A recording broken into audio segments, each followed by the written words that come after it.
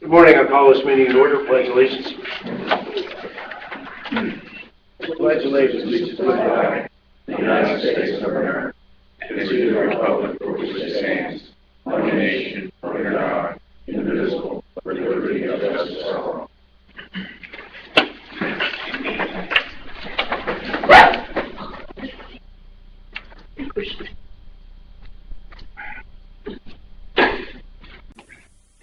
Okay, agenda. We have a minutes from a special meeting on April 16th, regular meeting April 23rd, President's remarks, General Manager's report, Marine Committee report, Frank Watkins,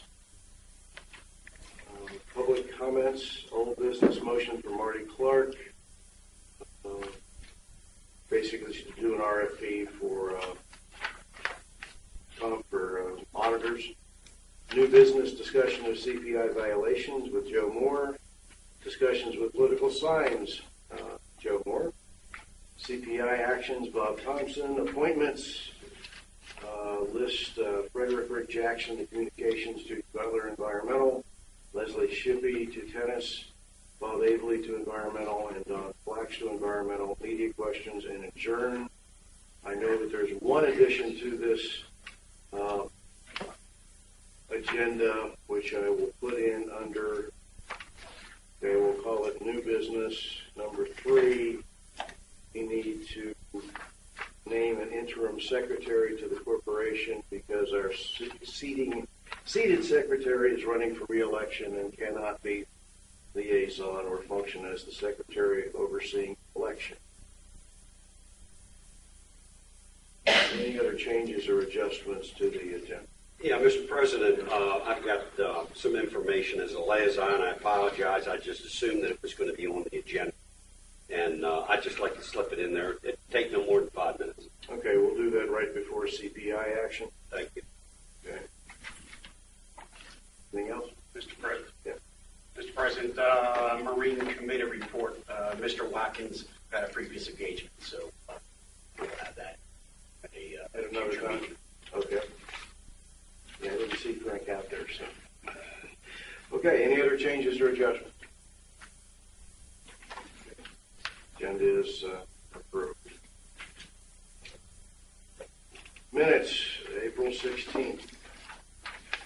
Any changes or adjustments to the minutes of that special meeting? I move we accept minutes. Second. Discussion. All those in favor? Aye. Opposed? Regular meeting, April 23rd. I have one addition to this under President's remarks. I want the record to show clearly that I did make it very clear that the OPA was looking only at non-lethal approaches when it comes to the peace. So I would like to have that added to my presidential remarks notes here. Any other changes or adjustments? You had to mention. I had to get it in. Yeah. Any other changes? Motion to accept? A motion be accepted with the modifications under President's remarks. Second. All those in favor? Aye. Opposed? President's remarks. I attended a very special event last night. Our yacht club was able to open in time for Memorial Day weekend. It was I believe, a rousing success. Food was absolutely fabulous. The drinks were even better. It was a great time. The building, I believe, was extremely well received by everybody that was there. I know there were various members of the board of directors greeting people as they arrived, telling them how to go through the building and take a look at it. I just want to say publicly that I think it was a phenomenal job getting that building done in time, Memorial Day weekend. Bob, you and the team and Parkin and everybody gets a lot of credit for getting it done, and I believe it's a beautiful facility which will serve our community very well. I think everybody is very proud of it. That's all I wanted to say, and I know Sharon and you and a couple others were there last night. Certainly want to duplicate what you said, but Public Works too, unbelievable job. My public staff, and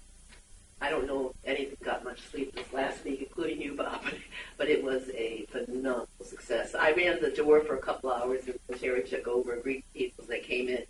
And honest to God, they were doing double stepping to get in there. They were so excited. It was great. And I talked to everybody, welcomed them, told them how to start the building, go around and see everything, and then asked them questions as they were leaving. Many people ate, not everybody. Some just came to see them, which is perfectly fine. And those of you watching from home or listening on tape, whatever, you've got to go over and see that facility. It is just amazing. And feel free to let you walk around and wander around the building to see things.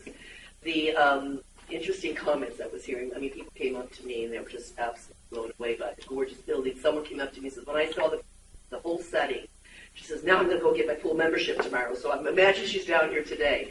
They lit the fire pit, and the audience, everybody there was a group, oh my goodness, wow, type of thing. So there's so many neat things about the building.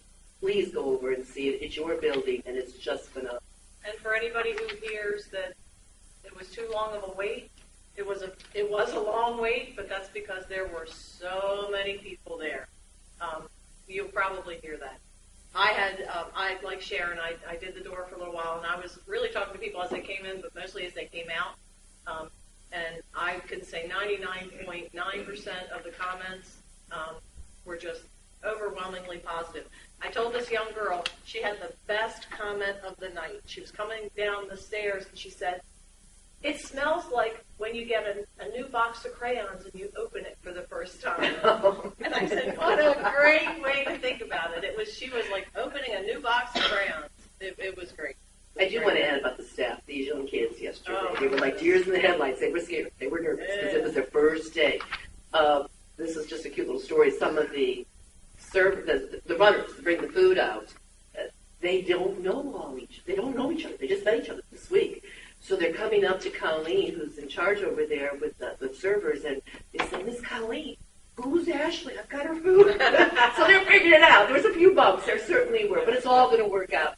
So if you were there and you had a long wait, and there was a long wait, and it might happen again today, this weekend, but please go. It's open for brunch on Sunday morning. There are no reservations. It is a holiday weekend. So come on over and take a picture. Bill, you might have something too. Just thanks to everybody that worked on it. The whole campus is fantastic. The pool was beautiful. Of course, I was done first, but the whole place is just fantastic. Everybody was excited, really excited. Full circle tonight, Teresa, starting at 6. Overtime tonight, 6 o'clock. Okay. And tomorrow, what time the music? 5 to 9. 5 to 9. And Tom Larson, good. Okay. Yeah, I just want to add, I did not attend last night because I didn't want to be an addition to the crowd, so to speak. But I do want to compliment Bob Thompson. I'll tell you, he really pulled a rabbit out of a hat, folks. I didn't think he was going to be able to pull off this UNO on a timely basis. Daggone if he didn't do it. So he's to be complimented for that. I guess it's his Air Force training. I don't know. But congratulations. And just to clear up one thing, there were some, at one point, and it was correctly reported in the newspapers, that we were going to try to do some trial dinners for groups of people. I don't want anybody to think they weren't invited to a special dinner. Those dinners were not able to be held because we didn't have all the approvals from the county yet in order to hold those dinners. So those special dinners that were talked about, we would like to have had them so that the team could have had some practice runs with real customers. But that didn't happen, so don't think you weren't invited to something. The fact is those were not held. Didn't get a chance to do that. And I would just like to close with the team last night. Sharon and I met with both the kitchen staff and the service staff beforehand just to try to give them a pat on the back and a hang in there, because it's kind of like opening up on one of the busiest days of the year. And those kids worked hard. I mean, there were tables there last night, unlike, and I'm going to say this, unlike last year, where you would see a table sit there with dirty dishes on it for 5 or 10, 15 minutes. I mean, 2-3 minutes, those tables were being cleaned up, reset, redone. I mean, it was the whole night. It was just that kind of constant movement on the part of the staff to really deliver good quality service. And if you haven't tried the food, as I was saying to Joe Moore walking in here, everything from hamburgers to semi-gourmet Italian food. It was absolutely fabulous last night. It absolutely was. So Wait a minute. again, Wait, are you inferring that Italian food is semi-gourmet? I mean, my wife, my daughter married into an Italian family, and I feel like I have to defend that statement. No, you should. All right. Mr. Thompson, I'm sure you've had all kinds of hours and time to pull together a full slide deck and all kinds of handouts for us today in the midst of, if you have anything to hand out, I will applaud you, trust me, because I know what you've been doing the last 2-3 weeks. You had your eye on the ball. Good job. Thank you. Bob, your report. Yeah, no slide deck today. I will hand out the controller's report. There was a delay getting it to you. I just reviewed it this morning with Art, so I'll get that handed out. Typically, we're a little earlier on these. A couple of things that came up with the financials that we were aware of for the month was this is the year end, as you all know. So during the year end, there's some things that we tighten up. One of the big ones was loan loss reserve. We have to report for that, and that's basically when we take a look at our bad debts. I call it loan loss reserve, and Jack, you'll understand what that is. I was going to say, who's lending money? Yeah, and trust me, Art corrects me on that all the time. That's our old banking background. But we had bad debt reserve, which at the end of the year we have to take a look at, and we know based on how much write-offs and those type of things from the assessment side. So we had to increase that. So that ended up negatively impacting the budget by about $40,000. Expenses at the yacht club were increased for the month of April, as they are, because that's when we report all the final write-offs for food from the previous year. Again, it's like loan loss reserve. It's the basic write-off for the any food that was left over from the previous year that got pitched. It gets caught up in April. And then the last one, these were the three key ones that we looked at. Last one was the last quarter for golf. The revenues were down on the golf, and we knew that in March. We even talked about we only had half March because of the weather. So between those features, that had the most significant impact on the bottom line. With that being said, we still ended up unaudited, and I want to make sure I say unaudited, with a positive variance for the operational side of approximately $26,000 for the year. So that still looks good. And we'll go, again, you guys will have time to review this. This was kind of a quick high-level review. And that's, quite frankly, why we delayed by about a week. We knew we had to record some of the bigger ones like we do at the end of the year. And knowing that was going to have an impact, a pretty significant impact between the bad debt and the golf, we wanted to make sure we got as close as possible, even though it's unaudited. So we delayed a little bit our work on that. So we appreciate that. Okay, some neat things to talk about. Obviously, the yacht club opening. Very, very pleased with that. I brought some menus, and I'm going to just pass it down the table. For those that were unable to attend last night, you'll be able to take a look at them. Big success. We're very excited about the outcome. We had a lot of people come, which we had anticipated.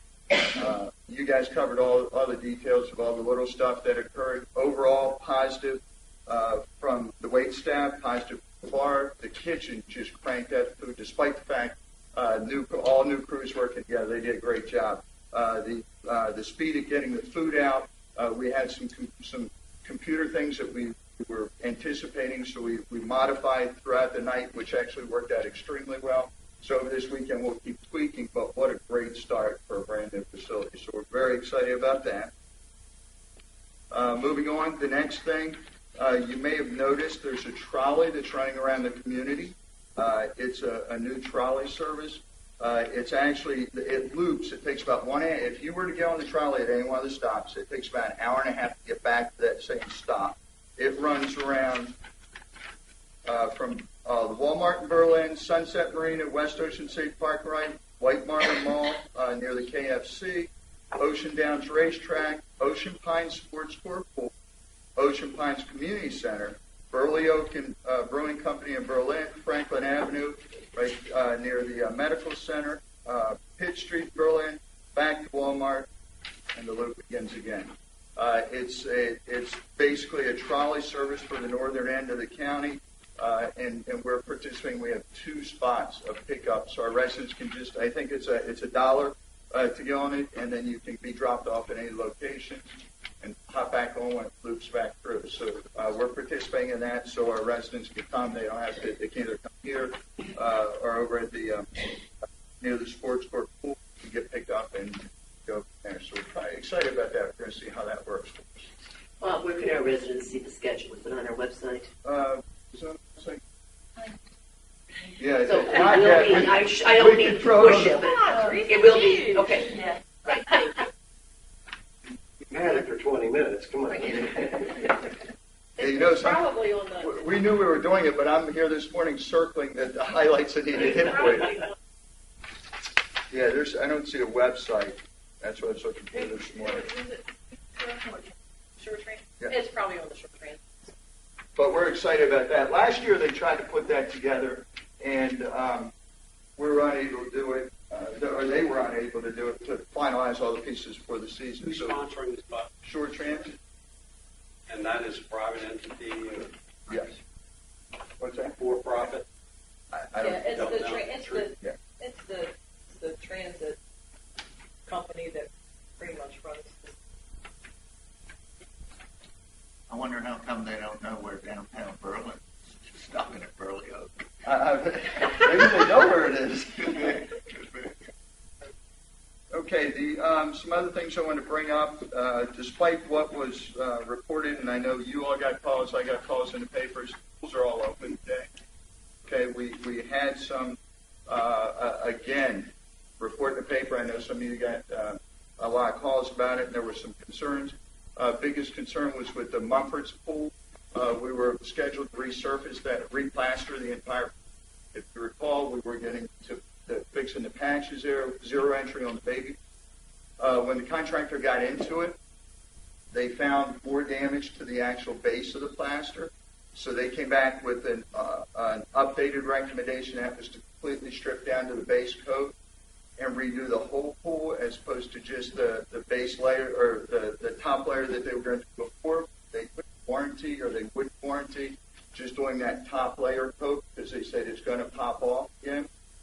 So what we did, and when they came back to us, this was the last week of April, the contractor came back and said, look, here's what it is, here's the price for it.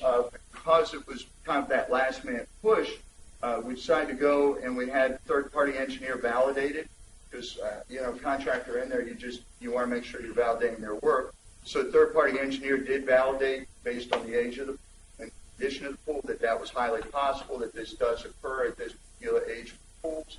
And his recommendation was to follow what the contractor's recommendation was. So from there, the next week I spoke to our aquatics committee and discussed it with them. They concurred that the whole thing would have to be stripped down to the base coat. If you know, there are a couple people on the aquatics committee, one in particular. Actually, that's the business they do, so it was good to get their input on it. The challenge it presented for us, the increase was approximately $35,000 worth of work, which we had not discussed before. So what we elected, and the pool would not be open until the end of June, because of the amount of work that had to be done. So what we elected to do instead of tearing the whole pool coat out, we decided to go ahead and do patches, which we did ourselves. The contractor did finish the 0 entry on the baby pool, which was a requirement. And then we went back and did patchwork, which we've done for a number of years with the pool. Our guys did it. We went back and just made the patchwork for the work we checked. We'll go back in the fall and rebid it because the amount, and then do the whole then. Because we didn't want to be down for the summer, and we typically patch it in. Nobody did a very good job with that, so we decided to go that course of action instead of spending the money that was approved when I brought it to you all back in February, because we just didn't know the extent of it. So instead of delaying the opening, we went and patched it, and it's open. All the other pools are open. We did a little patchwork. I don't know if you guys, those who haven't seen it, those who were there last night saw it. The yacht club pool looks spectacular. Last night with the lights on and the fountains going and new furniture, it just really popped out there. So if you get a chance, please go out and take a look at that. We're very, very excited about that. And then the last thing I have for you all, which were in your packet, were the requests for, yes, sir. Before we leave the pools, the splash pad, it Yes. looks like it's about 80% there. Where are we with that? Yeah, about 80% there. They're trying to get that wrapped Yes, right. up. Yeah. Yeah, I don't want to give you a projected because I just don't know exactly. Sometime this month. Oh, this month, well, I say this month, early June. But the other baby pool is open. The other baby, it looks good too. Okay, all right. And we did the fence work, up at Mumford's. We're replacing the old chain link fence with the new fence, and that all looks great. Okay, there were some purchase requests. We'll start with the first one was for the police vehicles.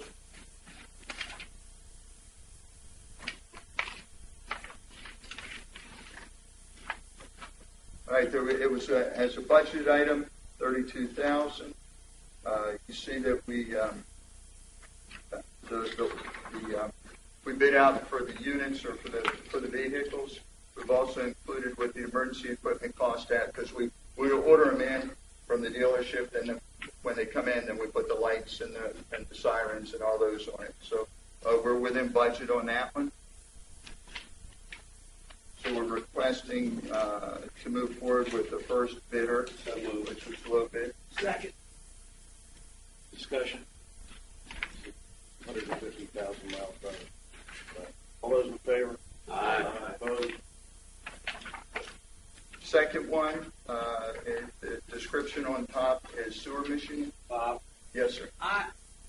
it's really not a sewer machine, is it? It's a blowout for the drainage tubes or drainage pipes. That's 18, correct. 24, 36. Well, I wonder if we can change it. I mean, sewer machine sounds like something that we're really not involved in because we're not responsible for sewage. County is. But drainage, we are. So I don't know. What's the press feel about that? I mean, Well, wait a minute. Let me throw something at you Okay. before you go ask for opinions that don't know. Oh, okay. If you read the bids, they call it sewer equipment. Oh, okay. So that's why we put it on here as sewer equipment. You are correct. It's to blow out the pipes, but read the bids. They show that's what the sewer equipment, that's what it's called. So that's why it's on here that way. But to be clear, this is our drainage. This is clean out that's machine right, to blow that we out the talked pipes. about, That's right? what the unit's used for.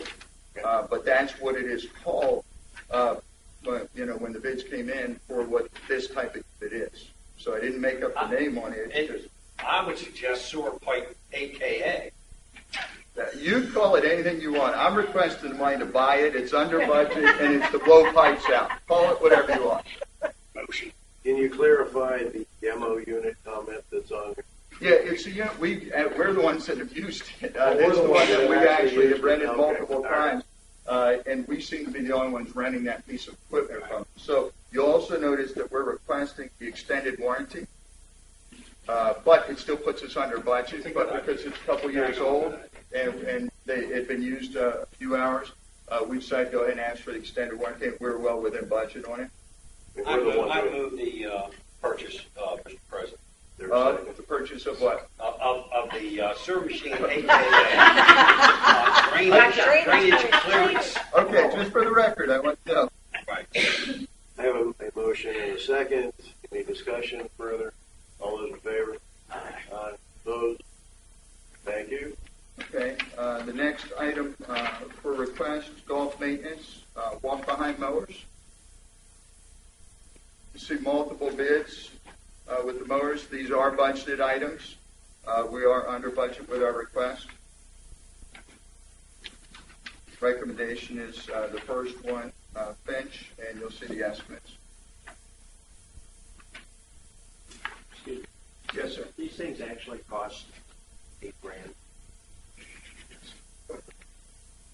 Each This is each unit. Each. Yes. Each unit. Each. They do. It uses a diamond Oh, plate. that's right. No, but if you look, you can look. They've been validated, and It's a golf course specialty. I mean, it's not like Yeah. for cutting a regular lawn. You know what I mean? I think it's got a roller. I think they also roll green. Is that right, Eddie? Yeah. So it not only cuts it, it rolls it. there's a lot. Yeah, there's a lot of moving parts on these. It's an expensive piece of equipment. But if you'll note, these particular ones, and Jack's right for what it does to the greens, but any equipment like this, we bought a couple last year, a little bigger units than these. They didn't actually roll, but you see them on the parkway now clean. This type of equipment, commercial-wise, is expensive. But it's budgeted. It was approved in the budget. So moved, Mr. President. I'll second. So the actual total is closer to 35. Correct. Just We so budgeted we're clear 30. on Yeah, this, we it's budgeted 4 each times this unit. number. 4 times Okay. 8. All right, we have a motion and a second. Any further discussion and clarification? It's 4 times this amount, but still. Any other discussion? Call the question. All those in favor? Aye. Opposed? Okay, the last item, which also is a budgeted item, is the lighting at the ball field. If you recall, we were looking at doing it last year. We didn't. We held off. We tried to price. Interestingly enough, on this particular one, you notice there's only 2 bids for this work. We tried for months to get 3 bids. Some of the additional bidders that we were able to actually talk to about bidding on the work used these 2 companies to get the equipment from. Okay, so we would have gotten what we're recommending here, either the Hubble or the Musco equipment, plus the markup if we use the third-party company. So once we start to look at that, our recommendation is the Musco lighting. You'll notice it's almost $30,000 under what we had budgeted for. So it's an expensive item, but we were able to get a pretty good pricing on it. And our recommendation is Musco because of familiarity with it and some of the extra features that comes with this particular type of item. And this was highly recommended by Park and Recs. Bob, I have a question. When do you think these would be able to be installed? We have to get on their schedule to do it as soon as So we this get to go. season still or not? It'll probably have more impact on the fall Yeah. season. Sonia's planning on fall activities, yeah. And think about it. We couldn't have booked summer events at the ball field until we had the lights in. So to get them installed for the summer, we'll be able to meet our fall activity guide. We'll be able to have them, fall softballs. And she has been, and the committee has been planning for that. Great. Thank you. Second. Okay, have a motion. Any discussion? All those in favor? Aye. Opposed? All right. That's all I have. Thank you. I have some questions, Bob. In the form of a report, at the last general meeting we had, you introduced the topic of the IT project. Just a quick summary as to where we are on that, or is that bumping along okay? We're doing some departmental review right now on how what the departments feel like they need, like with their looking at what individual departments, what they're currently using, and what they think they need. And we're going to use that to roll up into the final report of here's when we go out to do a bid for it. Here's what each individual using unit needs, and then it'll help us better assess when we go out to bid for the entire project. So, are you consulting with somebody or in that regard? I mean, Well, that's not a gotcha. No, it's not a gotcha. It's I'm going to answer the question. We're careful how I answer. Last time you brought that up, I was inundated for a month and a half with, and no disrespect to anyone, a lot of people called helping with the consulting side, are offering their services to help with the consulting side of the house. Yeah. I mean, you got to put it. I'm talking about a professional. Aren't there outfits? Well, you would know more about it than anybody. Aren't there outfits out there that you go to and they kind of like basically? And I think you warned us that we got to be careful because they may have their own agenda and their own hardware, software, and what have you. So they're going to push that particular project. That's where I'm coming. Well, that's often the case. I mean, they're in business. They're in business to make money. They have fees. They want to be paid for that. The danger is when you get people involved in designing stuff that they aren't going to build and support. Okay, they can design a great thing that's unsupportable. Right. And when the problem occurs, everybody's going to go like this. Yeah. Okay, he did it, no, he did it, and you don't get anywhere. So, with a lot of thought, we had decided to go the design build route. Okay, you get qualified people, they design it, then they build it, and then they provide whatever ongoing support is required. And as long as they perform what they said they would, and at the right price and all that sort of stuff, you've got the best answer. That's the path we're on, as opposed to trying to find best qualified of an endless string of designers who will have nothing to do with building. So my 2 cents, we're absolutely on the right path. Good. Super. Good job, Bob. Yeah. One other question. Let me add a good job, Jeff, too. Thank Oh, you yeah. for your help. Oh, well, see, with, I didn't know how closely you guys worked together. But good job, Jeff. One other thing, too. At the last work session, Bob, I brought up to your attention, I'm liaison to the commissioners down in Snow Hill, that they were going to be doing some major work on the water lines within Ocean Ponds. Do you have anything more on that? Any more that you can flesh out for us on that? I didn't hear anything at the last meeting. Correct. And at the last commissioner meeting. No, yeah, correct. Yeah. They haven't put it out for their RFP. We're working close with their roads. We're aware of Eddie Wells being our head of public works that's actually working with them. We were aware of the project. We were aware of it prior to. I just didn't say a lot at the last meeting because we just work close with them. It looks like it'll probably be a fall project for them at this point. But again, yeah, because they indicated it could be May, June, right? they did. I mean, the meeting that I went to, they indicated it could be May, June. Well, my understanding that was when they were going to hopefully have it out for bid, not actually start work. So that's where we are right now. Eddie's working close with them, and will keep us abreast when they go for RFP and when they award it, so we can figure out how it's going to impact us. Okay. Anybody else? Thank you, Bob. Public comment.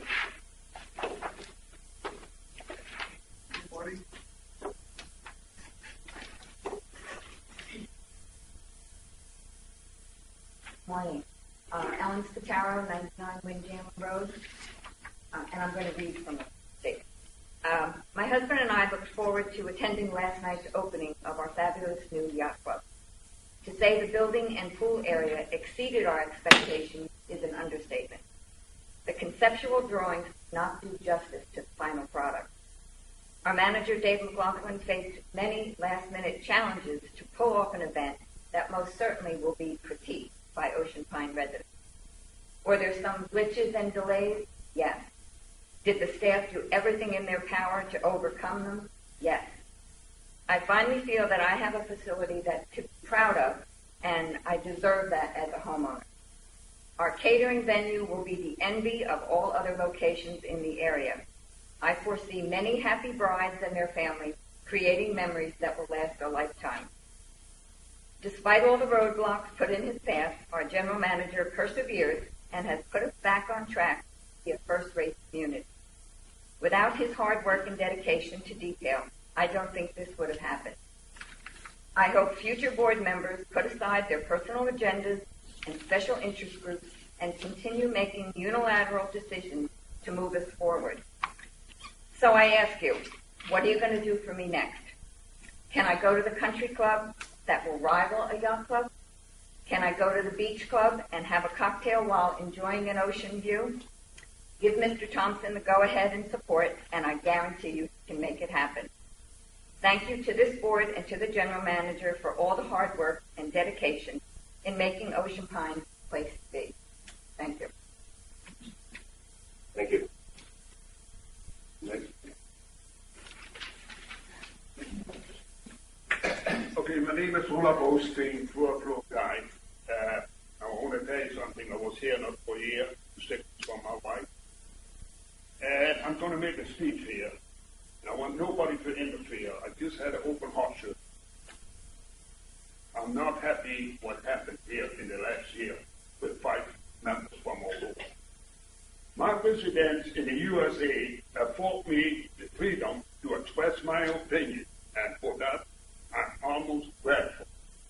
So I want nobody to interfere with my speech, and then I get upset. It was my understanding that the general manager contract will come up and for renewal in July and August. However, it appears that the board of Ocean Pine went ahead and renewed the contract beyond the time when he signed his first contract. My question is, what was the hurry? What was the reason to grant just an outrageous pay rise? What was the increased basis of outstanding performance? So what was done by the general manager that he was so outstanding? It indicates that this pay rise was in line with the general manager in Montgomery County, Earl and Ridiculous. Worcester County and Montgomery County are worlds apart. You simply cannot justify the salary increase and the benefit package which has gone to our general manager. I don't know, Tom, what rates you took in Montgomery County to give this man that contract and say, this man gave that. This guy in Montgomery County, maybe the people got $1 million home. Here the people got the average price here is $350,000. How can you tell us people that? This is outrageous. Let us review the fact. His coffee house and everything was a disaster. Our manager took not the blame. He blamed it on Joe Reinhardt. The budget for the York the construction. Who's going to build a $4 million building and put an old kitchen in? Did you going to build $1 million house down and put your old kitchen in it? He did. Smart guy. Smart general manager. The golf club. We keep losing money. Keep losing money. And that goes on and on with this thing.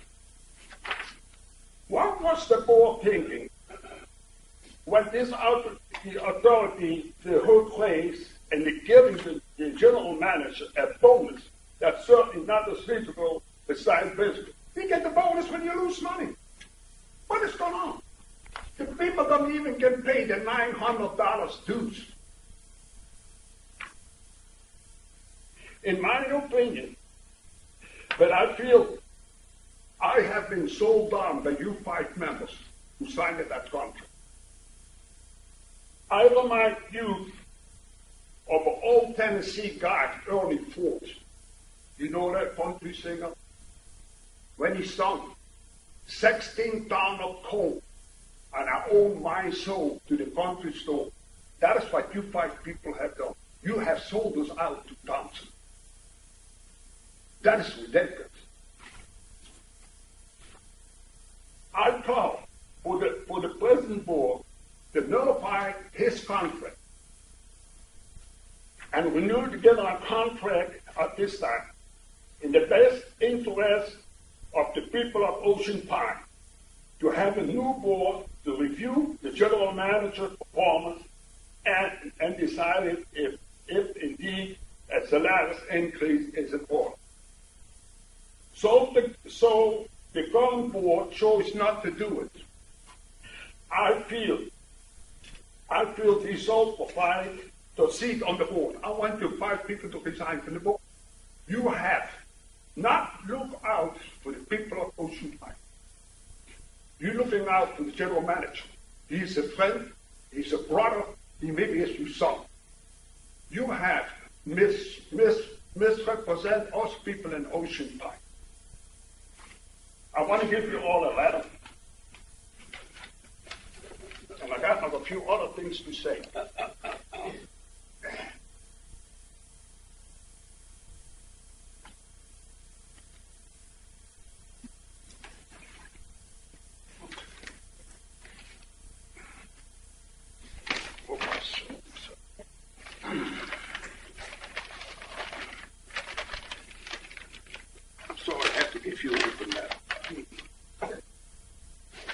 Oh, no, here it is.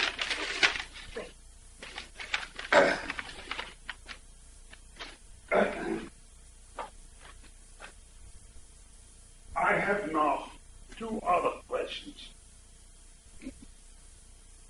When I had that meeting with you, Tom, was it in January? The reason I asked you that meeting, people who work on a legitimate manager had asked me to have a meeting with you. These people who work on the Thompson cannot go in his office and complain. Or they get fired, or they get no promotion. You told me you was aware of it. You told me that. What have you done about it? This man thinks he owns Ocean Pine. He acts like a dictator. Be honest. What have you done for the people who are under that man? Nothing. And another thing. That's the last question. So, I got nothing against you. When Zastowski quit, we had a mine last year. He came with 70 votes of Utah. If you was not number one on the list, you would have not made it. This man was the last man. And he came with 70 votes. To keep the clique together, you would not hire that man. He was against Thompson. You thought you chose. You sold us out. Anybody else?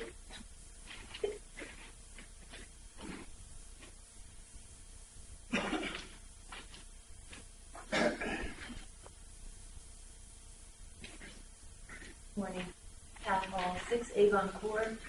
I came this morning because we have a situation where we live.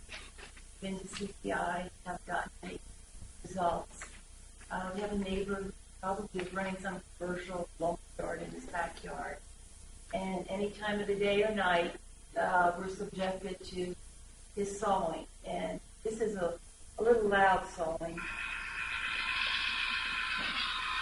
This goes on for hours, days. The only time it doesn't go on is when it's raining or it's cold. And I know we don't have a noise ordinance in Ocean Pines, but I don't think people should be subjected to this every day, any day. It could go until after 6 at night, dinner time, whatever. And I just don't think, I paid my $900 too, and yet, because my neighbor is like this, I have to listen to this. Any comments? What was the address again, please? 6. My address is 6 Avon Court. His is on Gloucester. What's the relationship? I don't know the geography. What's his backyard runs into not our backyard directly because there's a park but in close there. Close to your backyard. Yeah, he's right there. Okay, so to your best knowledge,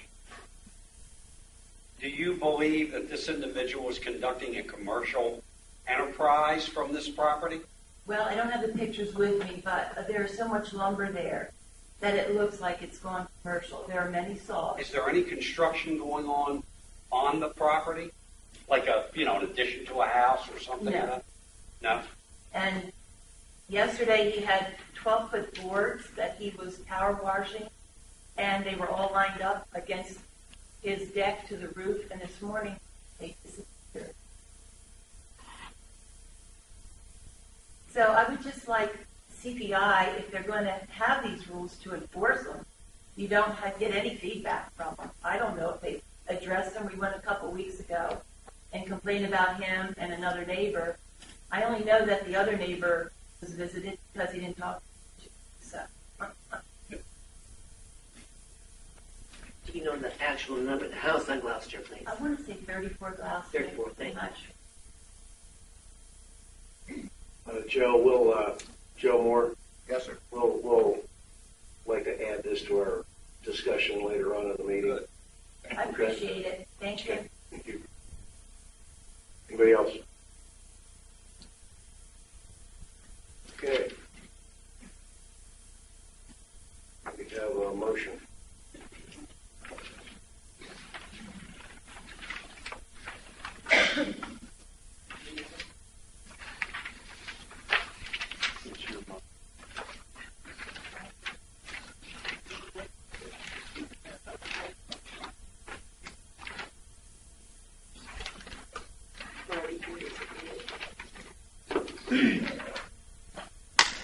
I move that the Board of Directors instruct the General Manager to prepare, in cooperation with the Treasurer, Controller, and Audit Committee, a scope of work in order to advertise a comprehensive RFP order for the Board of Directors to make an informed decision when engaging our audit firm for the Ocean Ponds Association, Inc.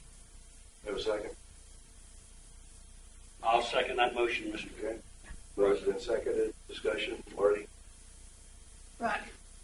Every year, one of the very few duties, direct duties of the board, is to engage an audit firm. My definition of duty of care, which we're required under our fiduciary responsibility, is something more than a rubber stamp. We have not, I've been on the board, this will be my 5th year. I've never seen a choice. I've never seen a proposal. I just, here it is, next. It's not the way we do, it's not the way we should do business. We should educate ourselves. What's out there, what they'll do for us, what they're offering. It's pretty standard business. Yeah, Mr. President, the reason I seconded this particular motion is for that very thought. I mean, our auditor may be doing a fantastic job. They may be top drawer. We don't know. I don't know, or I don't see the downside in looking outside of the organization for potentially, a new auditor. Perhaps they're not even available. I wouldn't think that Pete Marwood would be interested in our little association. So the organization that we have, they're in Salisbury, correct, may be the perfect one, but I think it's healthy to test that. And I don't know, maybe I'm a little Pollyannish, but it may put them a little bit on their toes in terms of future audits or upcoming audits. So it's worth a look-see. To me, it's worth a look-see. It's not a drastic motion or a bad idea, but I think that there's a possibility that we may learn that we have the best bang for the buck in dealing with the person that we're dealing with now. But I don't know. Right now, I don't know. What was that word? Biggest bang for the buck. Polly what? Oh, I don't know. Pollyannish? Yeah, it is. It is. I'll help you out later, Marty. I'll look it up online. Okay. As a treasurer, I felt it my duty to do the duty of care, and I've spent days researching this motion for pros and cons, to be able to give the board pros and cons. Pretty much all I've gotten in research has been cons. The motion talked about the Sarbanes-Oxley Act as being the basis for this. Sarbanes-Oxley, I read every single page of it and every single word of it, and it pertains to public held companies who report to the Security Exchange Commission only. It does not come to a homeowners association. Now, in Section 203 of the Sarbanes-Oxley Act, even though it doesn't pertain to us, I'll just give you some hints. What they came up with, they talk about audit partner rotation, which also won't pertain to us. These would be for big auditing firms that have more than 10 auditors in their stable, which TGM does not. So that wouldn't pertain to us. But what they're trying to do is have an auditor for 5 years, then that auditor has to take a 5-year timeout period, and another auditor move in just to keep things going. But you have to have a big firm to be able to do that, which TGM does not. But like I say, it doesn't talk to us. As far as mandatory rotation, there was a part of that law where they said do a study for mandatory rotation, do a year-long study. The results of that study came back, and the General Accounting Office came back and says the arguments for or against mandatory audit firm rotation concern whether the independence of public accounting auditing a company's financial statements is adversely affected by a firm's long-term relationship with the client and desire to retain the client.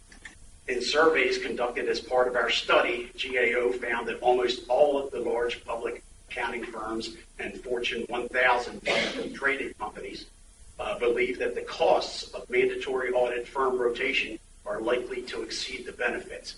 Because if we bring a new firm in, our controller has to sit with that audit for weeks to train. Right now, our auditor does spot checks. They do not do everything. But in an association as big as ours with a lot of moving parts, our controller would be specifically with them for weeks. Therein the money outlay.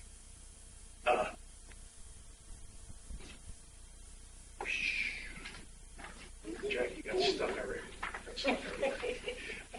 And then, just this year, the Public Accounting Oversight Board made this observation.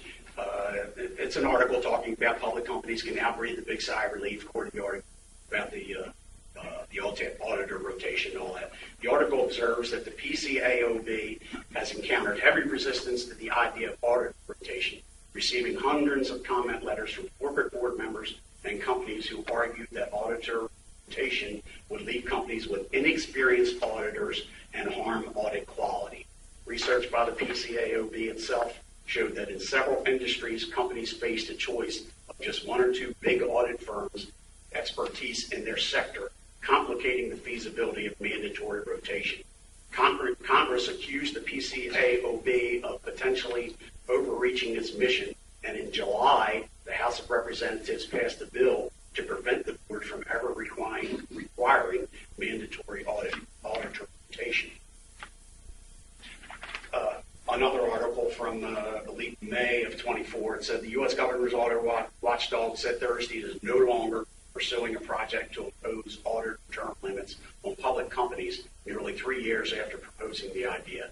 And that was a quote, "We don't have an active project work going on within the board to move forward on a term for auditors." My personal feelings is I don't know of any complaints that we've had with our auditors and the firm. And I just believe we're looking for a solution here to go out and find a problem to go with that solution. So that's my research, and that's all I'm saying. Thank you. Marty wants to respond. Two quick questions, if I may, to our treasurer. One, did you, in your deep research on this subject, happen to read our letter of engagement, GN Group?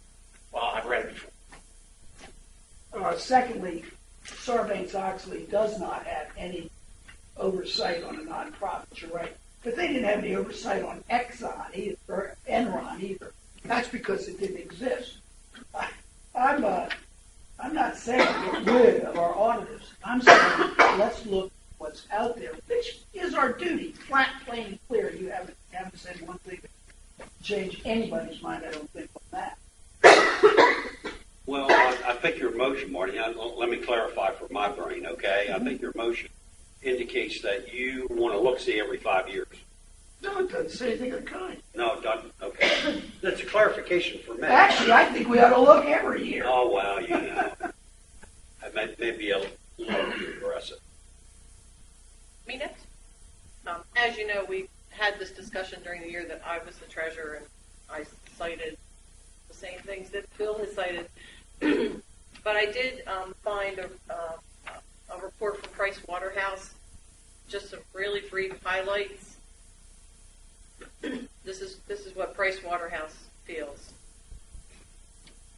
Changes to auditors' responsibility should focus on improving the quality of the audit and the quality of financial reporting. Mandatory audit firm rotation does not achieve these objectives. Mandatory audit firm rotation would diminish audit quality, make financial reporting less reliable, and add costs to us. We believe the reforms implemented resulting from the Sarbanes-Oxley Act have been successful in enhancing audit quality and should be built. I'm just citing Price Waterhouse. And quite frankly, I know that our esteemed assistant treasurer, the former Price Waterhouse employee, Pete Gomsak, has been pounding the pavement trying to stop this from happening. That's Well, Fine. just as a matter of clarification, I have not spoken to Pete about this at all. And to be perfectly honest with you, I didn't realize and never knew that Pete Price Waterhouse. Okay, that's fine. Just so you know. My point is, find in my motion where it says one word about mandatory replacement or change. Not a word. It says do our duty, look at what's out there, and choose a company. That's what we're charged to do. Now, we don't have to. Right. Next August, we can all go, next. Well, I won't. It's much If I'm- easier to do it If that I'm way. there next It's August, it's I won't. hard to read I'll say, contracts. okay. I understand. I won't be pounding Much anything. harder to do it. Much closer. Anybody else? Call the question. All those in favor of the motion? All those opposed? There you go.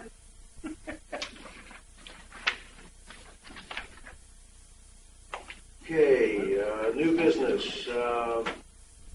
Mr. Joe Moore, we have put on our agenda here a discussion of CPI violations. Let me just lead into this a little bit, Joe, if you don't mind. Part of the frustration I know I have felt is there are situations out there, one of which we heard about this morning, others that I'm personally concerned about, is to just how far we can go as an HOA to, and I'll use the phrase, defend our membership from the impact of other members, things they're doing, upkeep they're not taking care of. The question on the table for us is how far can we legally go, and then, of course, the organization has to decide from that, what those steps are and whether or not those are financial investments that we want to make. But there's an assumption out there that we can do all kinds of things for people and to people to rectify issues. And there are, some pretty serious limitations as far as I'm concerned as to what we're allowed to do. But you are the voice of authority on that. And that's why we've asked you here today to kind of share with us if you'd like to come up and join us. So you've got a mic. I suspect everybody will be able to hear me. Well, we're doing this streaming over the. Here, Jeff, take my Why don't you take Bob's seat if you don't mind? All your stuff out. Come here. Bring it down. Bob's sitting back there. Okay. I'm heading to the yacht club. This also gives me a Gotta get ready for lunch. Okay. For the rest of the meeting. All right. This is good because the glare from that window, I couldn't even see Tom's face, so now I'm sitting. That was the glare off my head. Wasn't that a song after Claire's going? Something like that, right? To kind of summarize, there's three ways that the various declarations of restrictions and other regulations of Ocean Pines as to property use and condition can be enforced. The easiest one, of course, is by CPI enforcement, and that happens really on a regular basis for various matters throughout the community. When that fails, what then occurs is CPI reports to general manager. The general manager recommends to the board to take action, and that'll be coming actually further down in your agenda. And this is normally when my firm gets involved. And we determine usually to seek an injunction in the circuit court for Worcester County. I will say that our success in achieving injunctive relief through the courts is virtually 100%, because by the time it gets to us, a bona fide violation occurs. That is with respect to violations that can be normally taken care of by the property owner. I'll segue into what President Terry and I talked about. There is, and I forget the address, there is a burned out home. I forget the location. I don't have the note. Right. There is a house that's burned out behind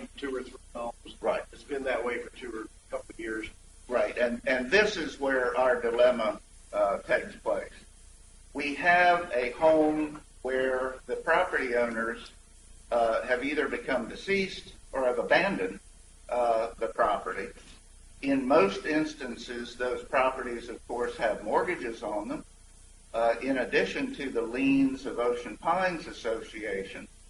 And the homes, in this case, I think it's a fair statement, have become derelict to the detriment of the interest of the surrounding property owners.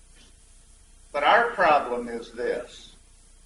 The only way that Ocean Pines can resolve that kind of situation, because obviously if you have an injunction against people who have abandoned their home or are deceased, then that is a futile action.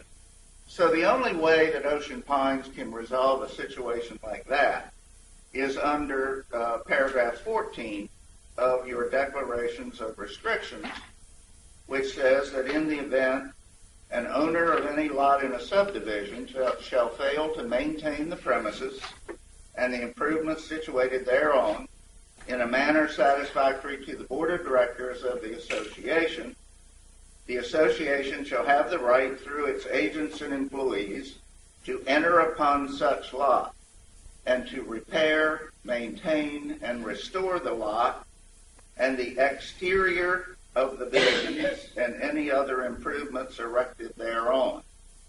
Such right shall not be exercised unless 2/3 of the board of directors shall have voted in favor of it being exercised.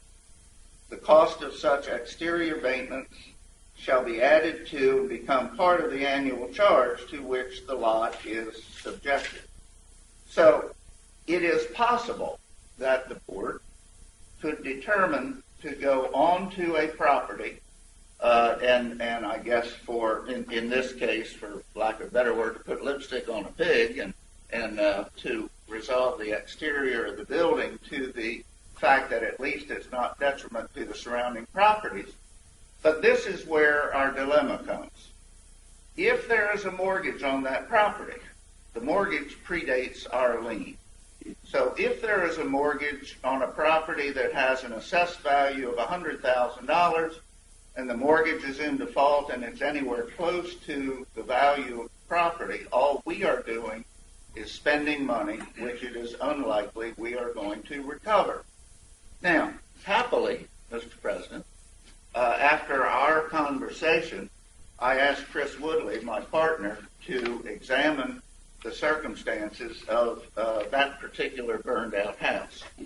And Chris was to give me a report, but he has a young son, Sam, and Sam got sick yesterday, so Chris was unable to come into the office. But it is our belief, and this will make Marty very happy as well, it is our belief that that property has been foreclosed on, and the bank bought it in. Now, if that is true, then the bank, which was the holder of the mortgage, is now the owner of the property. And if that is true, our lien, which we would have imposed on the property should the board vote to go aboard and clean up the property and actually spend whatever you want to spend, would be a first lien, which would allow us to sell the property. I will report to the board when we have more knowledge. I don't think that sale has been ratified yet by the court, but it has occurred. And Chris's information that he got from the clerk's office was that the bank bought it in. So in that one instance, we may have a possibility of a happy ending. What property? It seems to me, is it Battersea? I don't have my notes with Yeah, me. I'll email you, Marty. I didn't bring the address, but there have been complaints of the neighbors. The place apparently is bad luck. Somebody called me at home, and I don't have the note with me, is what the address is. I'll sure. But what I want to do is, my next goal will be to make sure that our information with respect to the disposition of the case is correct. We believe that the assessed value of the property is $120,000, and therefore, if the association, after an analysis, wanted to spend a reasonable amount of money to make the exterior at least look good, we would have a lien, and we would be able to sell the property to collect our lien. in most instances, the problem that we've got in many respects, the properties which become the problem properties become so because they're underwater. And the mortgages that are ahead of us on the properties that we would have to expend considerable sums of money on preclude the association from recouping the cost of restoring the properties.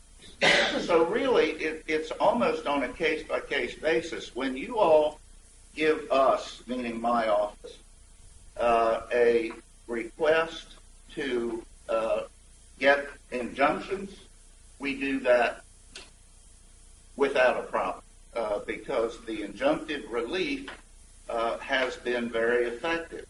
We have even had the court hold property owners in contempt for not doing what the court has required them to do, and we traditionally then have the court pass an order allowing Ocean Pines to use self-help, removing vehicles, removing unsightly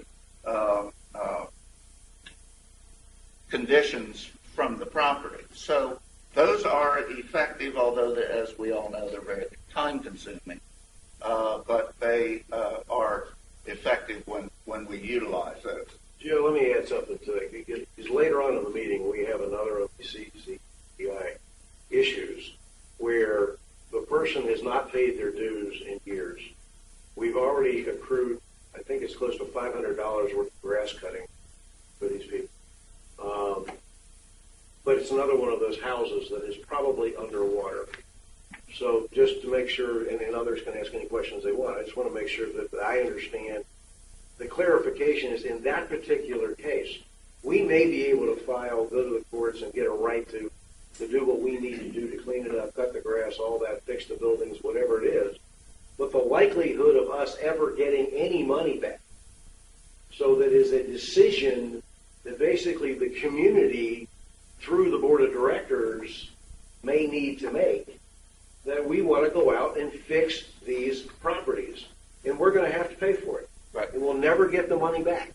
I just want to make sure I'm clear that that's where we really end up in most of these cases. And that's where we would end up, I respectfully suggest, in the burned out house case, but for the fact that the bank had bought it in. And in past years, although I haven't heard a whole lot about it recently, there have been complaints about dogs barking, about a neighbor utilizing their property in the manner of a nuisance to the neighbor. And I've always cautioned the board that there are two kinds of nuisances. There's a private nuisance and a public. If it raises itself to a community problem, that's where the board of directors should impose itself. If it is a neighbor versus neighbor problem. Now, I'm not suggesting that the lady's problem with her neighbor who is apparently utilizing a commercial use, that is a violation of the Declaration of Restrictions. That's something that the board should respond to. But if it were a barking dog or a noisy kid or whatever, then the property owner themselves, both legally and under the Declaration of Restrictions, have a right to enforce their own enjoyment of their property. So the judgment of the board is always whether or not it is a circumstance that is a benefit to the community as opposed to the benefit of persons who are in a limited fashion. And that's a judgment call which you all make on a case-to-case basis. Just to clarify, how does a private person exercise this right? Same way. They file suit. So they file Sure, they can ask for an injunction just like for a barking dog or some sort of absolutely. Yeah. One of the major reasons I wanted to be here with us today is junk vehicles. Now, if we got almost as many of those now as we have back now. Right. Run down houses. Right, and I've seen some of those too. One of them, when I served on the board the last time, we sent to legal in 09. Right. Now, I know for a fact that people went and put a license plate on it. And all of a sudden everybody goes, they're out now. It's junk with a license plate.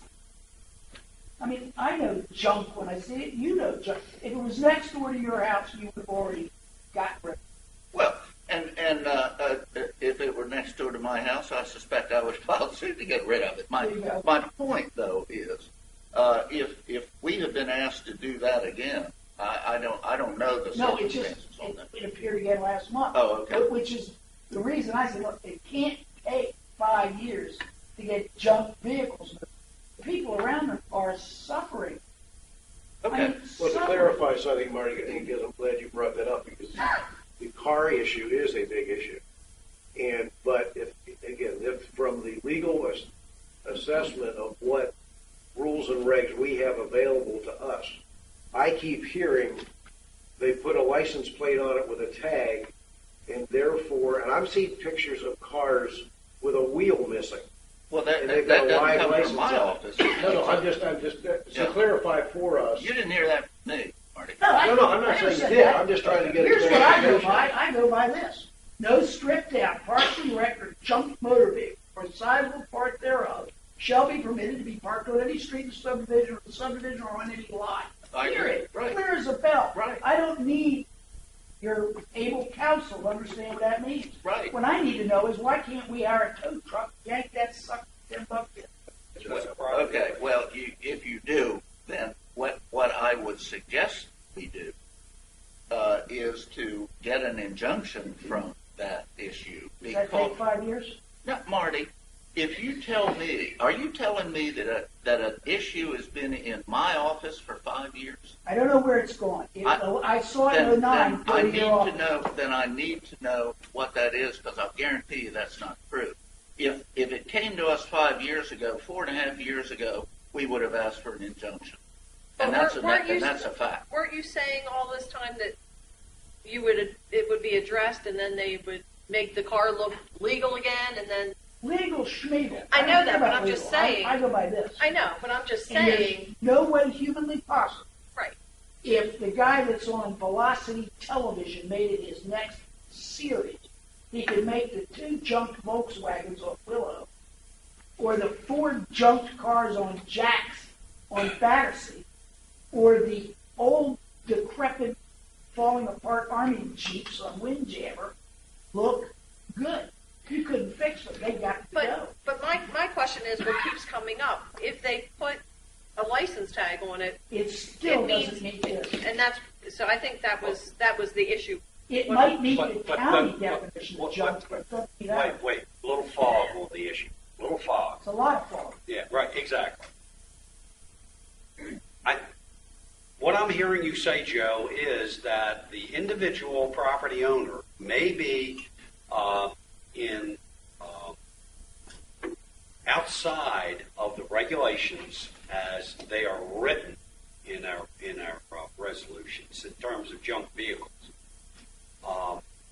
If their dues are paid, if they are, all things being equal, and they do not owe the association any money or anything of that nature, they're not properly taking care of their property, we may be restricted from taking any physical action because of their individual property rights.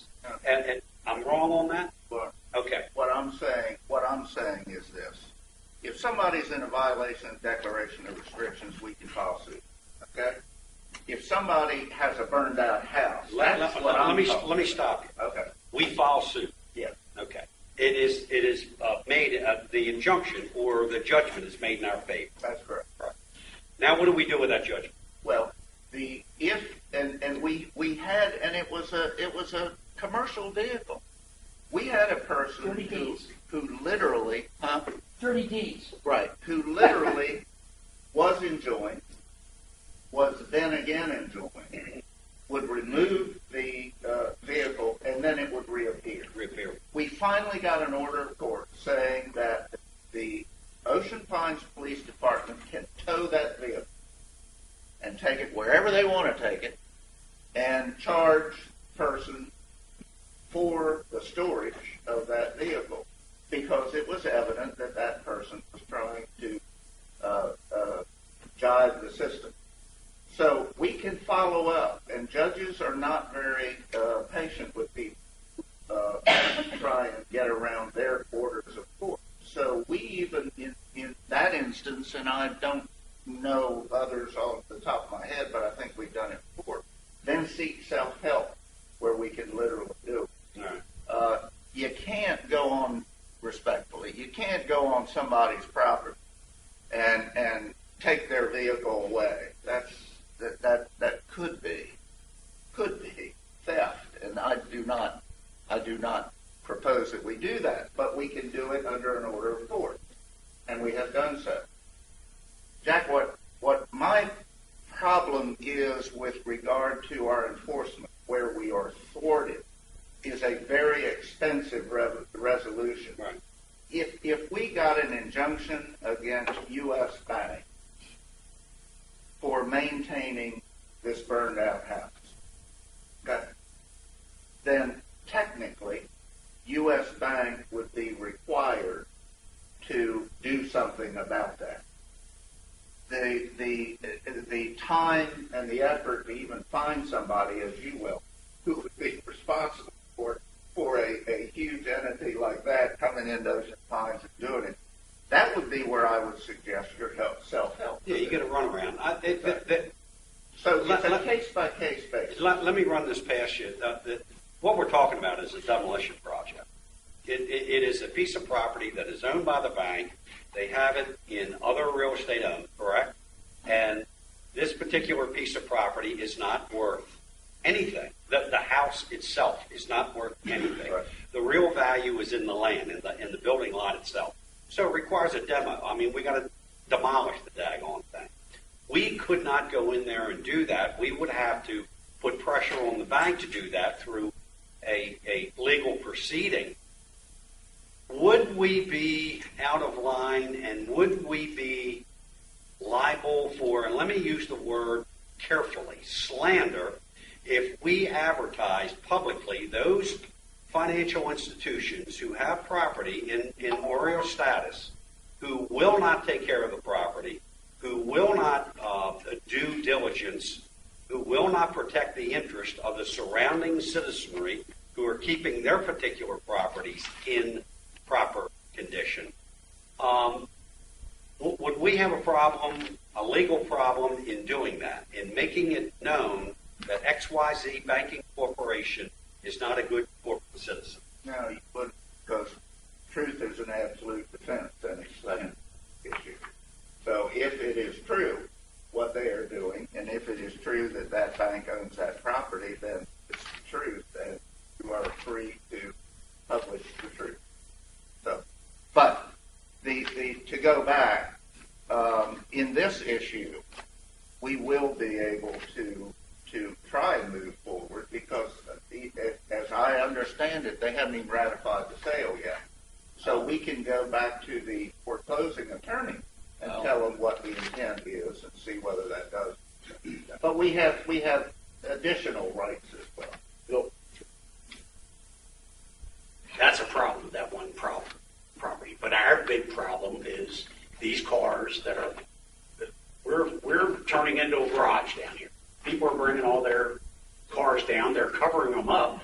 I don't believe that we have the authority to go on there to lift the cover up to see if there's even a tag on there. I believe that trespassing. Tell me if I'm wrong, but we need to do something about these people bringing cars down and just leaving them. They're getting to be a problem, and they're getting to be a bigger problem at all. Well, you're right, but we don't need to look to see if that's a tag. That's the point. The tag has nothing to do with it. Read the declaration. There's not a mention of a license plate in it. I'm going to ask Bob here in a minute to weigh in on the enforceability process here that we tried to do, because that's part of this issue too, Joe. It's not only what are we allowed to do, what is the implementation, well, how far can we go? I think the question that Bill just brought up is very valid. You've got a vehicle under a cover. You know, you don't know if it's a junk vehicle or not. It might be a Maserati under there that's in perfect condition. a junk vehicle that shouldn't be there. What legally then can we do? Because I agree that the vehicle issue is becoming a bigger and bigger and bigger problem, as is, in which I want to go back to at some point, is the maintaining of the exterior of some homes, which is also a problem. But legally, how far can we go in investigating? Well, And then I'll ask Bob to weigh in as well in this discussion. two things. Let me say one thing. I recall, and I don't recall the how long ago it was, but I remember this notion of the fact that if an automobile has a valid license plate and it is registered properly, it's not a junk vehicle. Marty's right. That has nothing to do with anything. That did not come from, that's not a legal notion that I put. But I remember that I idea know where was, it came. yeah, it came from somewhere. But Marty's right. It's kind of like, you know, what Justice Stevens said about pornography. Well, you can't maybe describe it, but you know it when you see it. Well, the same thing as junk vehicles. Know one when you see one. Which brings me to your point, Mr. President. There is no prohibition of a person having a cover to their vehicle on their property. The prohibition is for what Bill has described and Marty has described, these awful-looking vehicles. Now, I don't want everybody to go out there and get a tarp for their junk vehicle, because if it's a junk vehicle, it's a junk vehicle. I have written a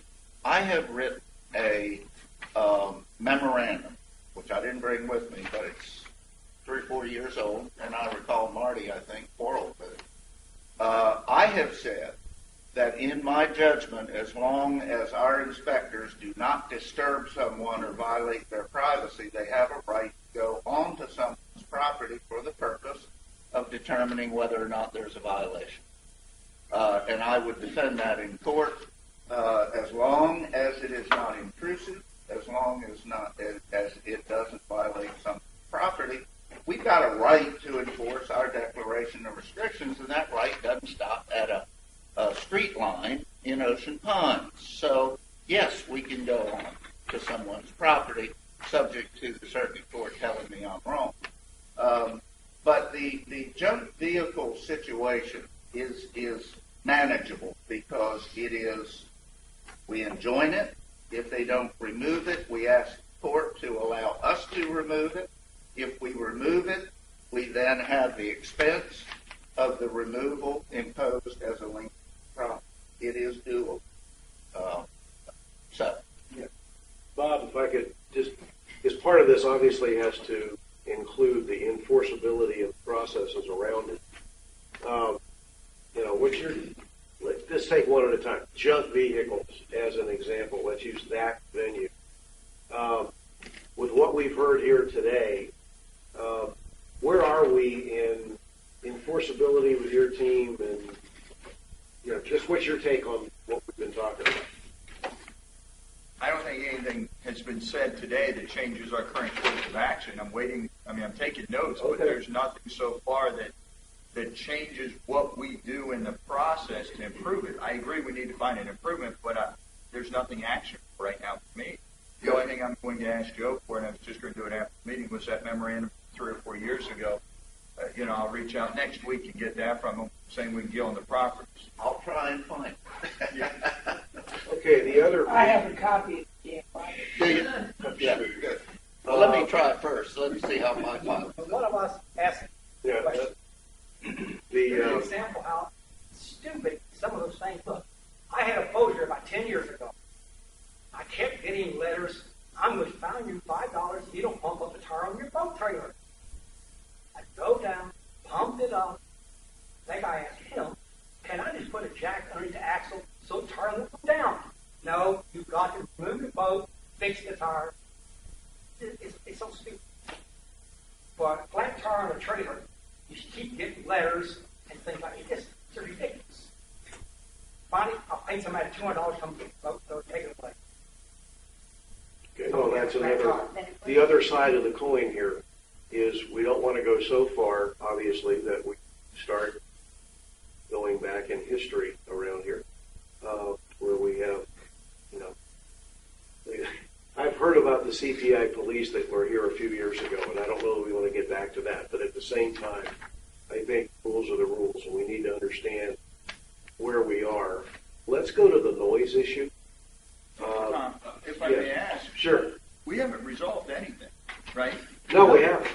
No. Okay. No, this Right. is educational at this point. We haven't, this is educational for everybody, is just where are our limitations, what are they, so that we, you know, because sometimes we get in debates up here as to what we can do and not do, and the idea was, where are the limits of what we're allowed to do? So let's take the noise example. Before we go to the noise, Yeah. may I ask a question? Sure. Okay.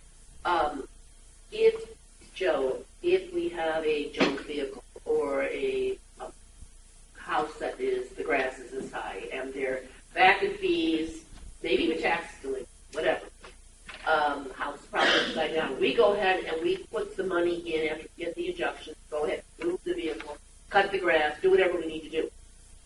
Add it on. We're never to see that money. Am I correct? Well, Well, again, what you have to do is you have to realize that's a case-by-case situation. If that comes, first of all, let me say this, and it's not my money. But if you've got tall grass, have somebody cut the grass. I mean, you know, just go do it. That's a simple process, even though I recognize that it costs money. What I'm talking about are the expensive possible resolutions. That's when you all need to get in a debate about two things. Number one, does it serve a community purpose? And number two, if so, how much money are you willing to spend? Because the community are the ones that are going to pay for it. Because if it goes in the assessment, then the assessments have to pay for the expenses. So that is a judgment call on your part as to how much you spend and if it is for a beneficial purpose. I have said to people on a regular basis, when they call me, I get calls from property owners, obviously, and I remind them that they have the right, if they wish, to enforce. And I have consistently tried to get folks to understand the difference between their problem with their neighbor and your problem with a violation of the Declaration of Restrictions. Now, I'm not suggesting, please understand, I'm not suggesting that a junk vehicle is only a problem to a neighbor. A junk vehicle indicates that the community ought to not have that kind of appearance. But a barking dog or a screaming kid or, you know, whatever, loud music from somebody next door, obviously that is a nuisance. And it's a detriment to the enjoyment of their property, but they have the right to. Just for the record, so we don't haze this up anymore, twice I've heard people say injunctions to cut the grass. We don't need an injunction to go on a property and improve it. That's right. All we need is a supermajority vote. That's right. The problem comes into this is when we're going to, I think we ran into this once on trash. Let's just stay with vehicles. We got junk vehicles, we cannot take them off because it could be theft. And I think we ran into this, somebody help my memory, did we run into taking some trash off a property and it was, it might have been Eschenberg that said somebody said you stole the trash? You're kidding. Well, Judge Eschenberg is retired. Yeah, but because I remember he said some people's trash is other people's treasure. Well, and now look, now that I can tell you, my recollection of that was a classic car that was a mess, where this guy said, I'm going to repair this classic car. It is a very valuable vehicle. It's not a junk vehicle. I think that I remember arguing in that context where somebody's trash is another man's treasure. But anyway, look, injunction is always on a big deal. A junk vehicle, something that you can't just take off. Injunction is the first step. If they don't comply with the injunction, self-help is the second step. And we have in the past achieved both. If they don't move it, then we move it and charge them for it. Again, the issue is, do you collect the money? Because you can't, the only thing you can do is impose a lien for the expense. So, let me talk about the process here, though, because I think this is where, in my experience, we have gone through a lot of these investigations, and invariably at the bottom of the page, it says, hold them in continuous violation and send the thing off to the lawyer to write them a letter and all that kind of thing. Did I just hear that in the situations that are not major, like grass cutting, that our process could be to simply empower the general manager to make a decision to go cut the darn grass? absolutely. And we do, Tom, Okay, I'm just making sure, because every time I've gotten one of these things in front of me, it's ended up going to the lawyer. No, that's not. Oh, no. Well, not every time. I need board approval when we're going to enter property. And we Okay. have one of the four today that says just that. I come to the board if we're going to go on the property to rectify a situation. We've done Okay. lattice, we've done, last year, I think a minor screen I repair. understand that part, So- but you're coming to us for that approval. Correct, because we're about to enter property to take corrective action, so I come to the board for approval to do so. Okay, what I'm trying to figure out procedurally, Joe, is are we legally allowed to empower the general manager to make that decision without having to wait for a board meeting? No. Okay, I'm just asking the question. Yeah, That's you why gotta- there's a You got to have your supermajority. super majority. All right. I don't what want Bob that- can I do don't that- want that power. Bob- Okay, all right. Actually, we had a board try to wait, Well, I'm give just- a blanket okay. Let's stop looking at these. Just a blanket okay. No, don't. All right. No, you can't do that. But Bob and I have had debates about some of the things that the board has sent to me, and I've suggested that he come back to the board and ask you all to use your paragraph 14 self-help. Let me go to the noise one, because we've been through, I think we've pretty much made the case that there are houses out there that are not up to speed. The dramatic one was the house is burned out, but there are others that need repair. I think we've got a pretty good handle on how far we're allowed to go there, with the understanding that we may in fact invest money into some of these houses that we'll never see again. And that's a decision we, and as a community, we have to make. Marty, you had another. Just because of what you just said. I'm not a bet guy, but I put a lot of odds on the fact that we don't see very many cases of rundown properties or grass overgrowing to ridiculous that don't owe us at least 2 years Well, yeah, worth of dues. exactly. So That's true. we can't look at the money end of it, because Right. if we do, it doesn't make sense. Right. Well, again, you and I are in agreement on that one. I just want people to understand that if we decide to spend the money to go fix up somebody's property or cut the grass or whatever, most of the time, we're never going to see that money. Well, caveat. Yeah. My concern is that if a piece of property is in foreclosure, a bank is the owner. I think That's some different. pressure should be brought to bear upon that bank, be a good corporate citizen, agree. and protect the interests of the surrounding neighborhood. I agree with you. There's at least 3 banks on the most recent report that own properties for delinquents. One of them was on the last report I got, which I had to almost sue to get.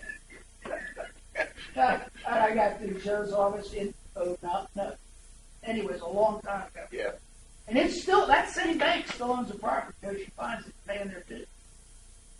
Obviously, we know what we can do with that.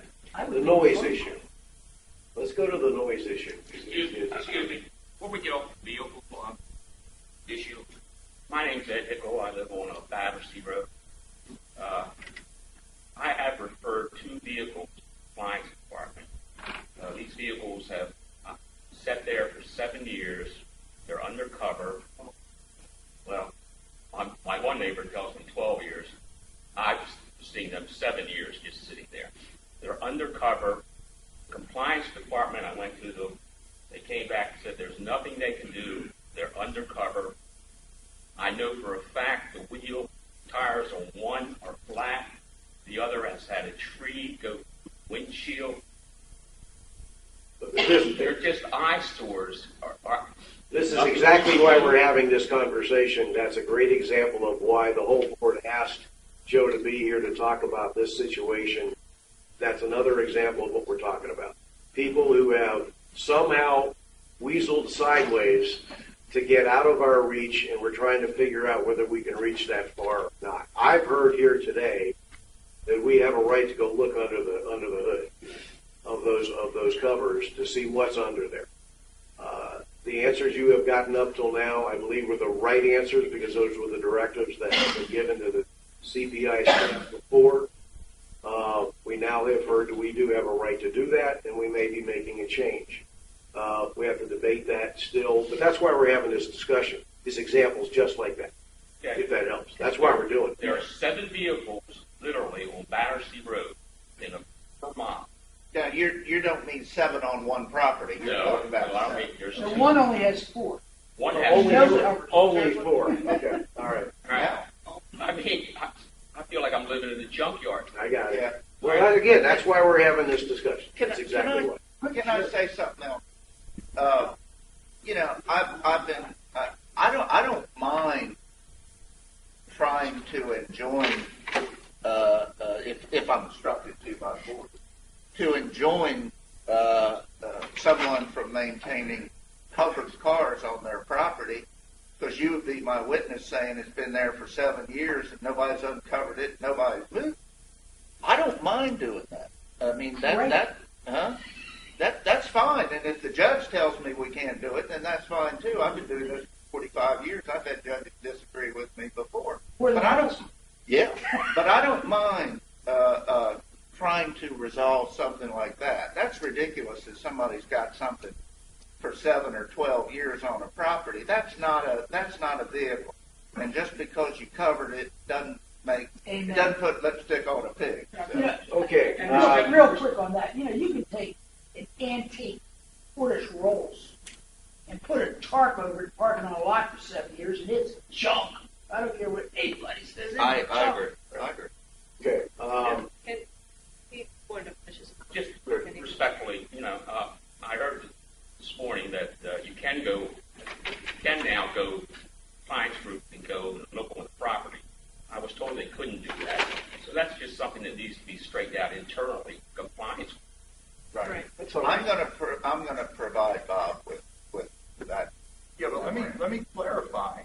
We are aware we can go on property, but to Tom, something you said earlier, one of the things over the years, people complained that compliance officers were just wandering around Ocean Pines properties. So what we've chosen to do, the practice is we don't go onto a property unless there's a direct visible violation when they're going by, we see it from the roadway, or there's a direct complaint about it. If either of those occur, we do enter the property. I made a complaint. I was told they can't enter the But property. your complaint, sir, is exactly what we're talking about. These cars, you can hear there's still a mixed message. I still don't have clarity, and I'm going to wait to see what the board says about uncovering cars. I need board guidance to tell the folks what we are going to do moving forward. I realize it's an issue, but these are the folks that have to make a decision from a policy of what we can do next. And that's what Joe said. He's going to provide that guidance. It seems to be something I'm saying. And this is exactly why we brought this topic. This is why we brought this topic to the board for a discussion, to get educated on what are the procedures. I understand the gray area dilemma that your team is in, Bob, and we're trying to get some clarification so that it's very clear what they can and cannot do and what we have to vote to allow them to do. And we don't want this to continue. This needs to stop. This idea of all the, somebody says they've got 7 vehicles within a quarter mile of their house. That's just not acceptable. It's not the community we want. I'll let one gentleman, you stood up, I'll let you in, and I'm going to move on to the student. House on Battersea Road, 52 Battersea. Oh, one of my favorite addresses. The house is abandoned, been abandoned for 6 months. They have an in-ground swimming pool in the backyard. Can I ask your name, sir? I'm sorry. I didn't get Name and address. Your name and address. I'm sorry. Tax site 62 Battersea Road. Okay. They have a swimming pool in the rear, in-ground, totally destroyed. I looked at it the other day, got several inches of water in the bottom, breeding ground for mosquitoes.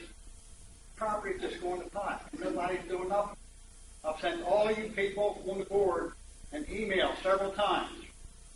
Marty Clark came down. I think Jeff Kepper came down. I did too. What can be done?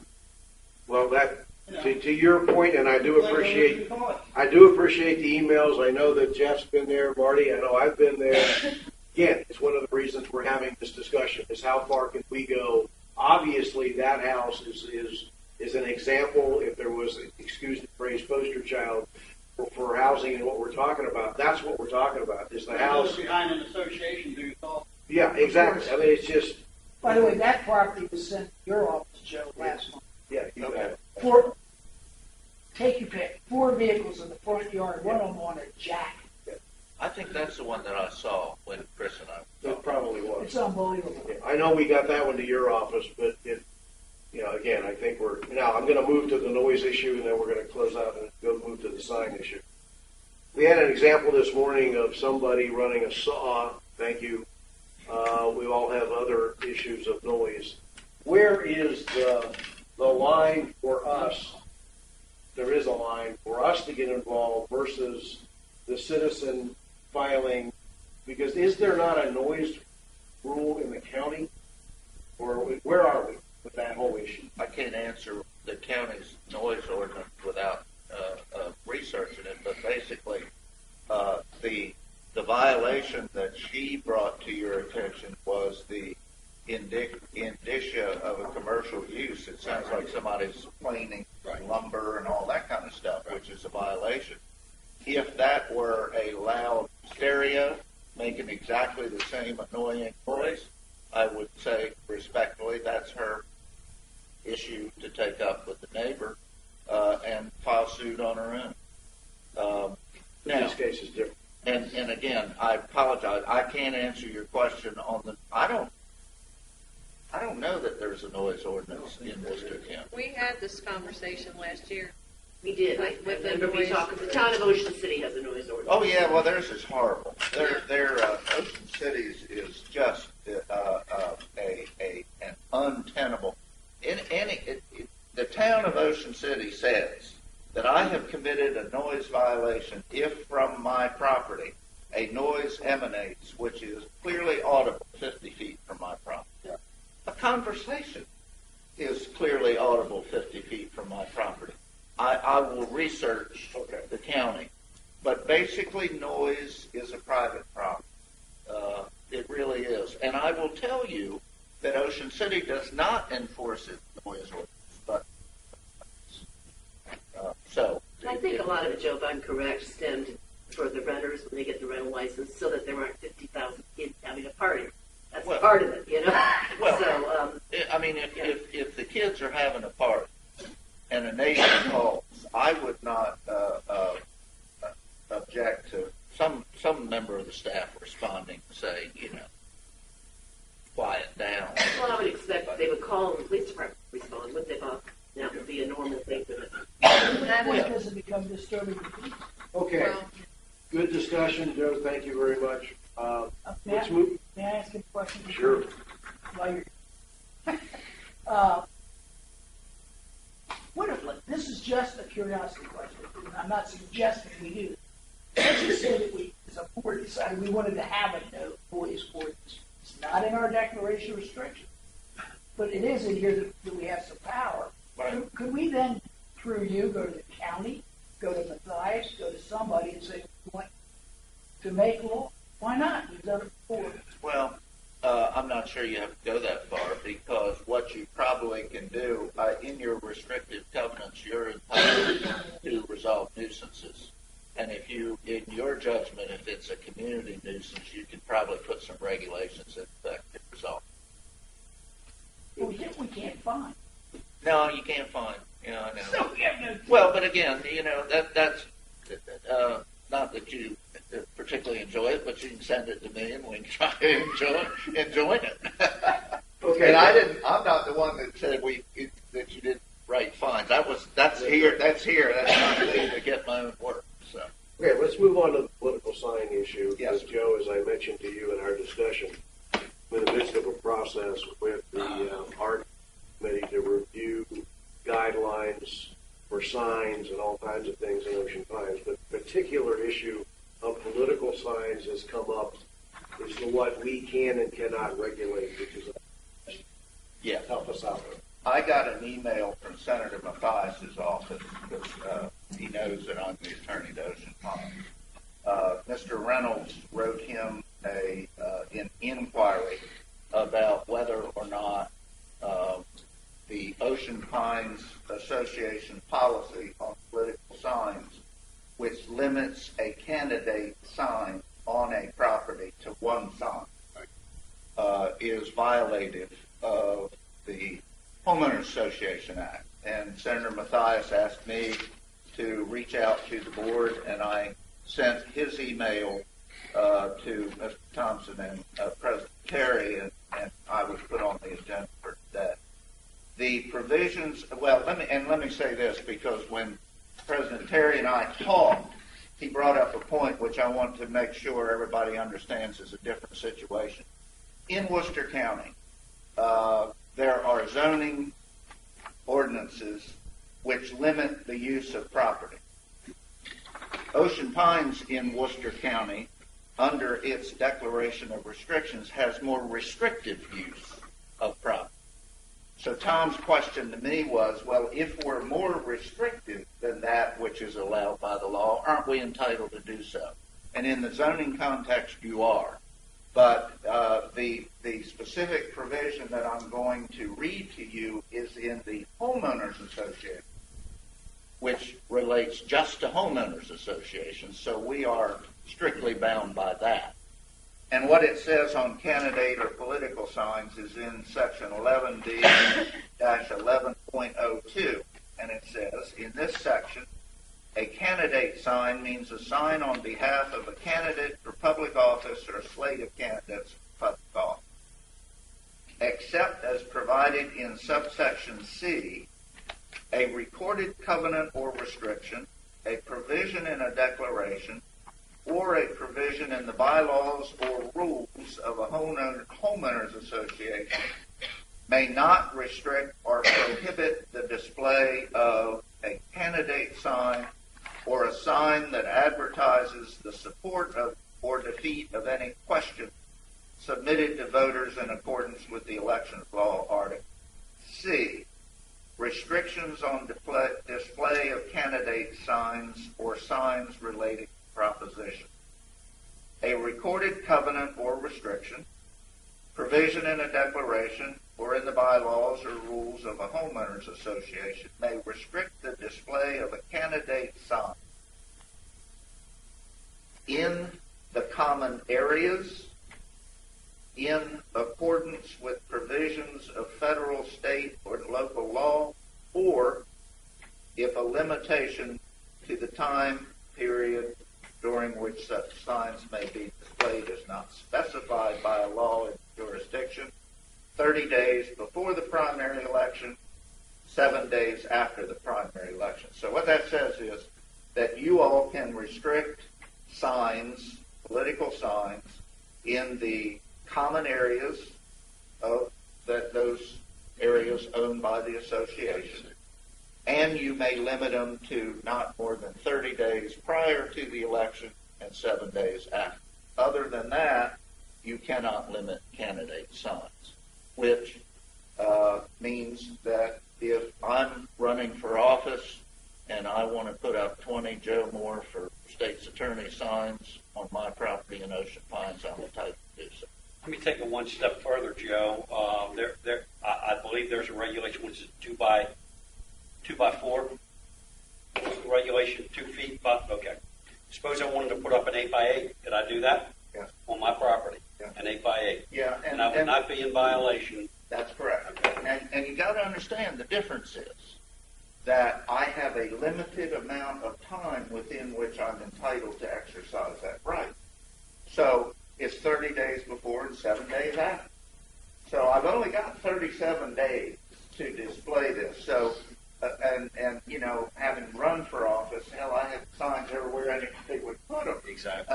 And they were as big as I could get them, but they were only up for a temporary period.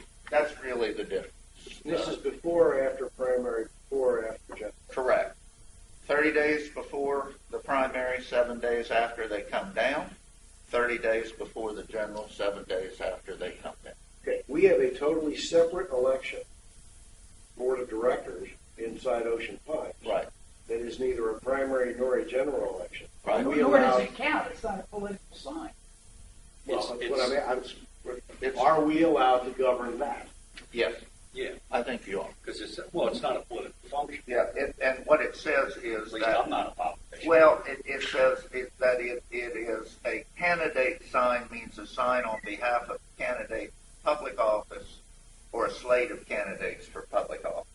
So you can regulate your own. We can regulate our You own, can but regulate. not things for county, state. Right. Yeah. Okay. And we always have. Right. So, again, there's been questions raised as to what.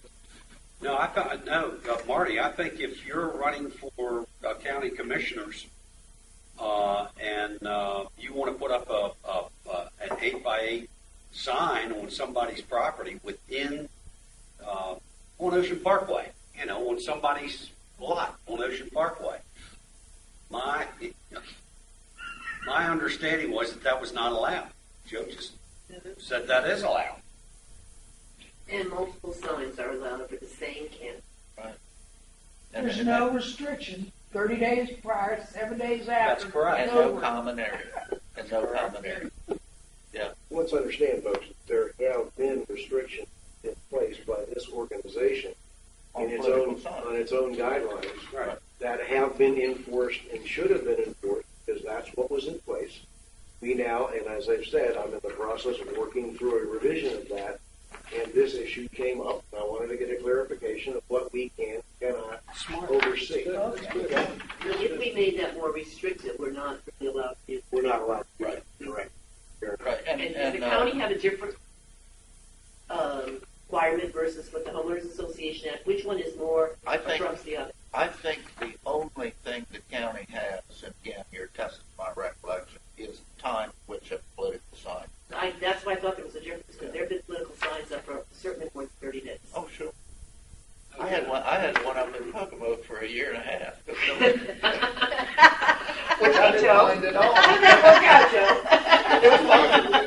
out, Joe? Okay, any other questions of Joe on CPI? Joe, thank you very much. Yes, sir. Appreciate your being here today. For Yes, this. sir. And I'll let Mr. Thompson come You back. stay right there, Joe. Huh? You just stay there. All right, good, sir. All right, the next thing on our agenda is we need to nominate and elect a new secretary to the organization, because our present secretary is running for re-election, and only the secretary can be the liaison to the elections committee. Therefore, the secretary has to do that job. I can't, Sharon, I appreciate you stepping in. Reality is it has to be a secretary. So I will take nominations for a secretary position in a second. I have no idea who's going to raise their hand or whatever at this point. No. I'd like to have Mr. Collins serve as our secretary. I'd second that. You are a pain in the patoot. You know that?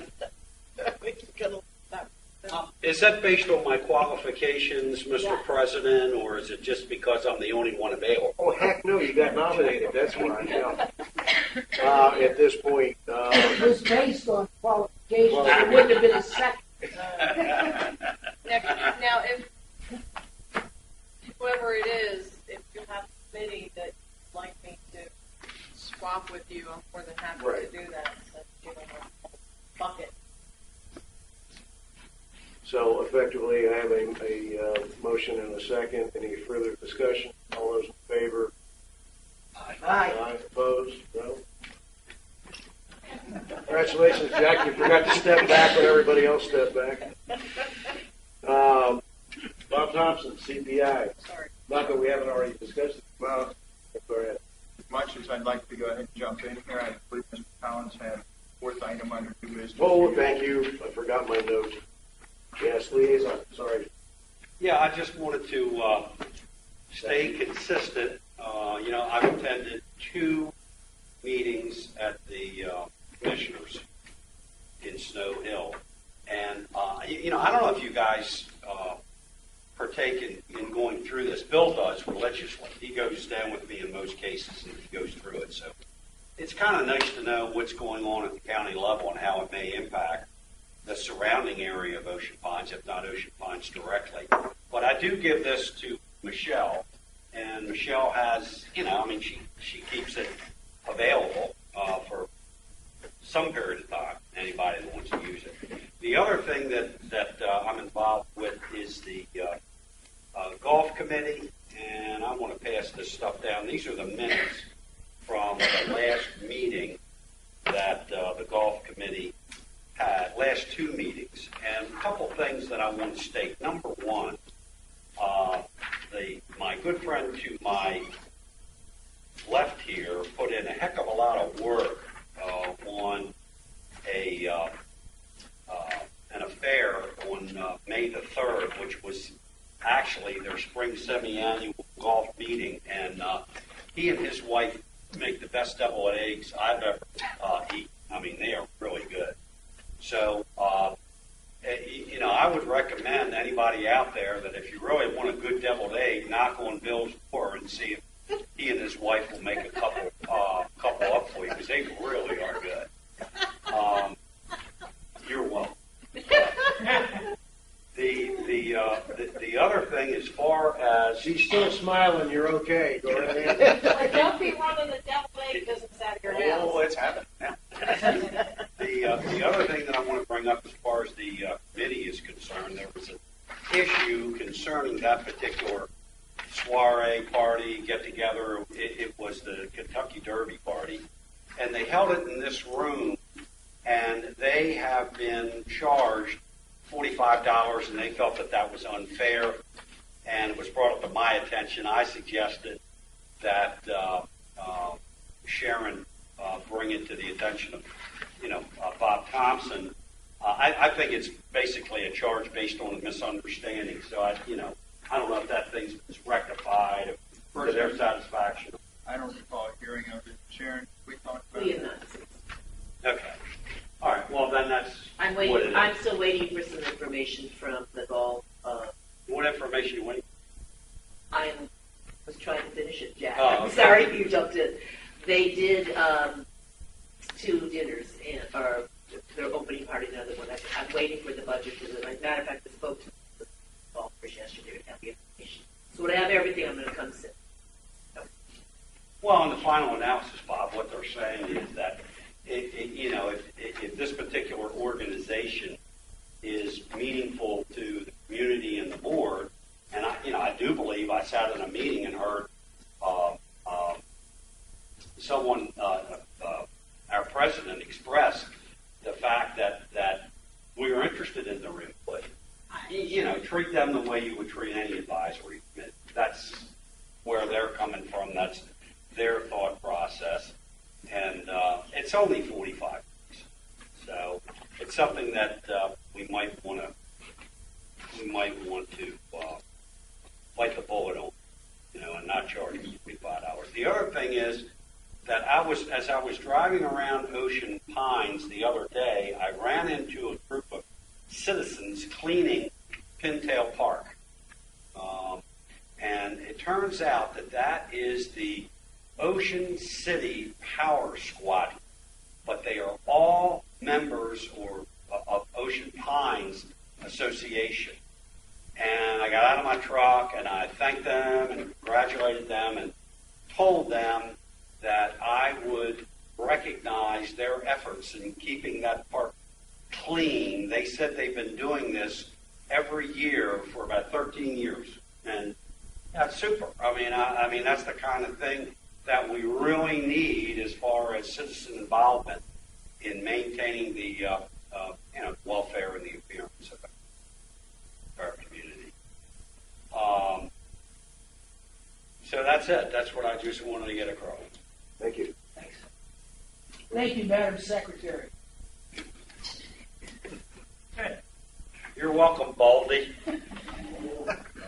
Okay. Play nice in the sand.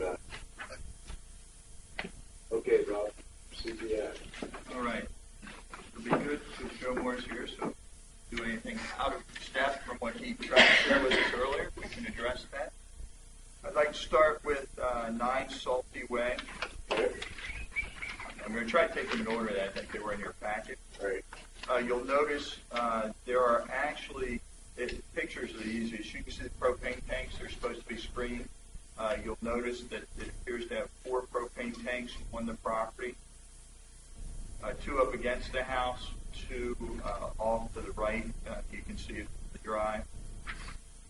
We have sent them a number of requests to have it corrected. There is no phone number listed for these folks. What we're doing is we would like to send this to the attorney to require them to take corrective action. May I ask, Bob, is there a limit in the number of propane tanks allowed on a property? 4 sounds like a lot of tanks. Well, they're required to be screened. I understand that. There's no limit in the number of tanks. I don't know Is that that there's a limit to the number. But typically, it's the bottom right on the pictures is typically how you see 1 or 2 tanks, and they're screening. It's unusual to have them separated from the house. I've got to guess these are ones that they had were empty, it was not patched in. Right. But so they really should be removed, and the ones on the bottom right are the ones that should be screened, although they're not really visible from the road. Bob, I can't tell. I tried to figure out what company's tanks are on. It looks like Peninsula. Is that what it is? Yes, sir. The red on there. At least the ones on the bottom right. Yeah, okay. Okay. I have a motion. Motion. Alrighty. Okay. First, find them and continue violation. Second, like different from what we're being asked, enter on the property and screen tanks, as we are allowed to do with a 5 major supermajority vote in our DRs. And I would send them to attorney by initiating a lawsuit in small claims court for $1,456.63 they owe us today, and whatever it costs us to screen tanks. Are you saying screen all 4 tanks, Marty? Yeah. It looks like 2 are hooked up and maybe 2 are just sitting there. Yeah, not there. I mean, I'm sure management can make that the call on the site. I wouldn't screen. Well, We can't remove the tanks. That's somebody else's property, right? It either belongs to him or Peninsula. Are we allowed to remove 2 tanks and just sit No. there? Well, those are just sitting. No, I understand. I don't understand why Peninsula would come together. That's what my question is. They have some value to They have a lot of value. well, I don't know. Please understand, I cannot confirm the 2 that are separated from the property are Peninsula. I said the 2 next to the house appear to be Peninsula by the labeling. There is no labeling on the 2 tanks on the bottom left. Yeah, There's going to be an awful lot of this going on when we start converting to natural gas. Where do we, Bob, where do we stand on the collection of these dues on this particular things? If they, Honestly, I can't. I mean, it's 1456, so that's going to be 2 years. I mean, but where are we in the sense of going after them? Do you have any recollection of whether they're being sued already or what's We'd have placed a lien, and depending on where they are in the order, they may or may not have been filed in small claims, which we're doing in groupings. We don't do it with all of them. Well, my motion would say sue them, not in grouping. Just go get them. We're going to go on their property and spend more money. More of our membership's money, not our money. Their money. Right, so restate your motion just so we're clear on what it is you're asking. First and foremost, find them in continuing violation, because until that happens, nothing. Right. Secondly, under, what is it, Section 14 of our DRs? Yes. Authorize the ECC, I think is who we actually authorize, to go on the property and properly screen tanks. Okay. And have our manager initiate a small claims action. Actually, we don't need to use Joe a little bit. Sorry, Joe. I'm trying to beat the limit. That's all right. Not a For problem. the amount of money they owe us now, as well as the money we're going to spend on the screening of the tanks. You know, it might seem a little bizarre to screen 2 loose tanks in the yard, but that's what we gotta do. That's what we gotta do. I don't like it. Okay, well, if I may, was that all, Marty? I think so, if I have a second. Is there a second? Second. Okay. For discussion purposes, I'm going to have to go back and look. Off the top of my head, I don't think if we screen the 2 tanks that are separate, say they're not attached, they're not. I hear you. They're not, I'm not sure we allow separate. I mean, we do a shed; it meets a certain requirement. I'm not sure that we have the ability to screen tanks. You know what I'm saying? We don't have a rule. All it says is screen or bury. That's your 2 options. And I don't think it says they have to be attached to the house. There's a lot of instances. But that's not what he's saying, Marty. He's not saying that. I think our restriction's allowed to have 1 storage shed or 1 exterior. I know. So that's what I'm saying. Yes. I don't actually know if I can. If it's discussion, can I ask the audience for 1 second? I see someone in the audience that may be able to help me. Wait a minute. I hate to put him on the spot, That's a big maybe. But he's there. So if it's okay with you guys, do you know if there's? Do you recall? There's a rule for those separate tanks. Can we screen those or not? I mean, is there any rule for that separate? Do you know? It says propane tank must be screened from. So the second set of tanks, if we just screen them as far as you know. Yeah, that's the prices. Landscape. For each, the 2 sets of tanks. Yeah, so I mean, if they're attached to the house, it doesn't matter. Thank you. On the upper right photo, there's a black looking thing that looks like a great worm. What is that? Looks like a basketball. Oh, is that what he's trying to screen? No, that's what things I've been. I'm trying to figure out what is that. No, that looks like it's just like I got it. Wheel it out, play basketball. Okay, so that's not his attempt to screen. Okay. I don't know what his attempt is. We haven't been able to reach them. Not a very good attempt. I just know. All right, we have a motion and a second. Anything else, Joe? No, I just, as an editorial comment, I can't imagine that if we can determine who those separate tanks belong to, they would at your request come get them removed. So that would be an alternative. Can we request to have those tanks removed from the owner's property? Yeah. Yeah. I mean, They can say no. They could say, amend your motion and say either or. If they are simply previous tanks, they are now disconnected. It seems to me that the company would have a use. At the risk of violating Robert's rules, and we're about to, I think, we can amend this motion to give basically 2 different tank situations. One, screen the ones next to the house and determine what the best action is for the second set. Okay. Everybody's got to find a violation.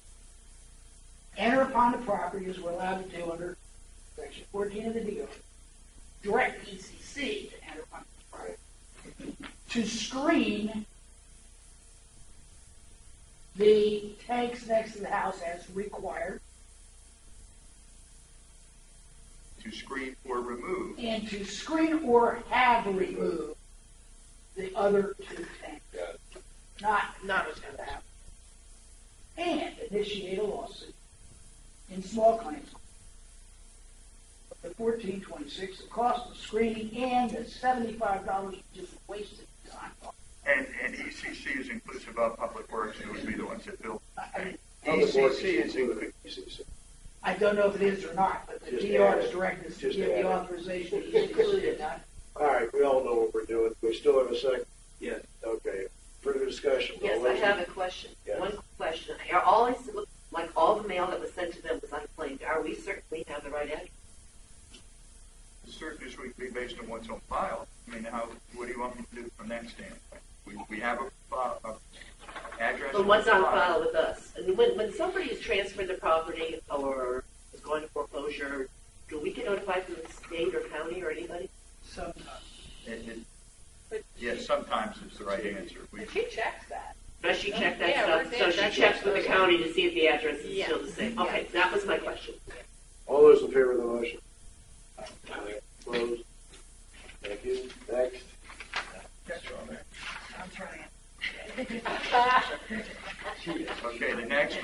17 Sandy Hook.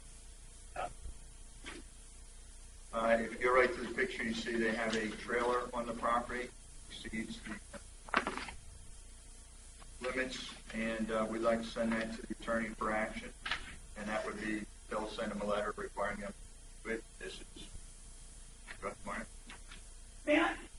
May we go out of order again, to save me looking it up, which is not easy. My eyes, Dina said there. What are the criteria for the trailer that are acceptable? This guy's got wood slats put in it that can be removed in 8 seconds, and I think that trailer then conforms. 4 feet, 216 feet by. This trailer's in total conformance with the temporary 3 boards removed. And, in my own personal opinion, doesn't look half as bad as some of the pontoon boats with torn tarps on them. And by the way, it looks better than the 2 cars parked on Battersea and stuff. So, it's an easy one. I'll make a motion to find them a continuing violation because they haven't paid their dues. Sue them in small claims court about their money. I don't think. I'm assuming this, let me clarify something. I'm assuming that this has followed the process we have been using, which is someone claimed, otherwise this wouldn't be a trust. So Well, these laborers. Tom, I can't say that. If you look at the bottom picture, you can see the car clearly on the street, so you would see this trailer. Oh, on you the would street. see, okay, so it could be something. Could be we saw. either. Okay, all right, I'm just wondering. Can I try and simplify things? Yes. Mr. Hall is a client of mine. He took this property in lieu of foreclosure. I'm not sure he even knows what the situation is. If you would prefer, I could possibly get that resolved. Second. This will be set aside further if required. Any disagreement? None. I think I know why. Yeah. Well, wait a minute. Date on this is the 24th, and Bob, we show a 909 deficiency balance. So that's this current year? Yes, sir. Yes, sir. Yeah, okay, 14, 15. So, Yeah, there's no who issue. would be responsible for that? Your friend? Yeah. Okay. He'll pick it up. All right, good. Next, you're collecting that too, Joe? Is that what it is? Yeah, I will. And I won't even post it. I won't even go to 33% collection. I was wondering what you were doing. Okay. Does this mean you're not buying lunch now? Yeah, I just talked to Joe the other day. So Okay. he Okay. Next. Next item, 70 Crest Haven. I have no idea what this equipment is. That's Goes a in mess. the back of a pickup truck is what I believe it is.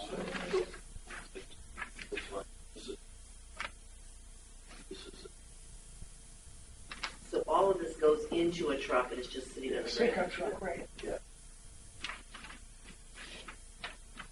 Now, the common theme, and Marty's going to pick up on it, assessments are really past due on the property, Way past. way past. But it's unsightly. I'd like to send it to the attorney, and Joe would put some leverage to try to get some corrective action taken. Or Chris. It really is ugly. I think I would call it junk. That's right. It's certainly part of the vehicle, isn't it? You So I'll see move tires it. laying, you see the tires laying behind it too. It's a mess. I'll move it. A, finding a continuing violation. B, send it to the attorney to pursue a, here's what we just talked about, injunction that it can be removed. Right now, I don't. C, engage Joe Moore's firm, since it's now over $5,000, to sue this guy for his past due assessment. I'll second that. Okay, discussion. There's a pattern here that I want to make sure we don't go down too fast, too far. We do have a process and a team of people that work on the collections of our money that is due to us. It may not move as fast as I'm sure Marty and others like, but at the same time, I don't know where this particular $5,300 stands. And if we're already suing them, if we're already leaning them, if we're already doing things in relation to this particular activity, I don't want to be accidentally derailing something that's already going on that I don't even know about. Tom, I mean, all we're going to do is well, we if may they're be suing them, then that's already done. Now, fact remains is what we're doing. If they owe us $5,300, they ain't working. Let's sue them. If you're going to refer to Joe, he's going to check that out anyway. Of course he is. He's not going to sue him twice for the same thing. Well, he might. Marty, oh my God. Thanks, Marty. Is that slander? No, it's not. It's true. No, truth is Remember, I'm covered by the truth. I'm covered by the truth. How long have you two been good friends over the years? How long you guys Probably been? since the first time he tried to put me in jail. Like Right. 45 years ago. 45 years ago, we were both kids. Didn't see And I haven't got the Oh, we did. Keep working on it, will you? Yeah, I am not against suing people going after them if they owe us. Let's make sure everybody's clear. I'm not against it. But we do have a process in place to administer and manage who we sue, how it works. They do it in groups, however they do it. And I'm not going to vote against suing this person. So but understand, going forward, when we get this kind of line item in here, I want to know what we're already doing with these folks before we as a board supersede maybe what's already been going on. Because for all we know, this group is in discussion with our collections group to make payments, for all we know, and we as a board come along and say, sorry for all those discussions, we're suing. Look, I'm not betting anything. I'm just saying, But key here is, you get my point. But again, I am totally let the system go as it's going. But when they come back and do this to me, I say sue them. I don't disagree, Marty. But And this house is a mess. And we went through this whole process last summer, and so we do have these guidelines in place. So if it's referred to Joe, Joe will definitely Jump right on it. find out where it is in the process and then take it. I'm trying to get away 5 years to get. I don't, and that we are not in disagreement. I know we're not. We're not in disagreement. Anybody second my motion? Yes. Yeah, because we had Sherry nice did. stuff. All those in favor of the motion? Before, Tom, if I may ask before you vote, just take a look at something. We're calling it junk. Property owner, did you read? Yeah, I read it. It was quite, 5-8. you're saying it's not junk. I'll let the judge be the judge of that. Okay, I'm just saying, I want you to be pointing out, they've been contacted and there's been correspondence back. I've seen people argue that a pile of trash in their yard is not junk. I know junk when I see it, and this is junk. So noted.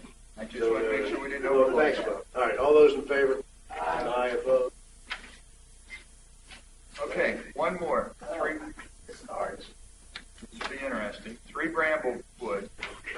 You can go right to the picture. We need to come up with a plan on this.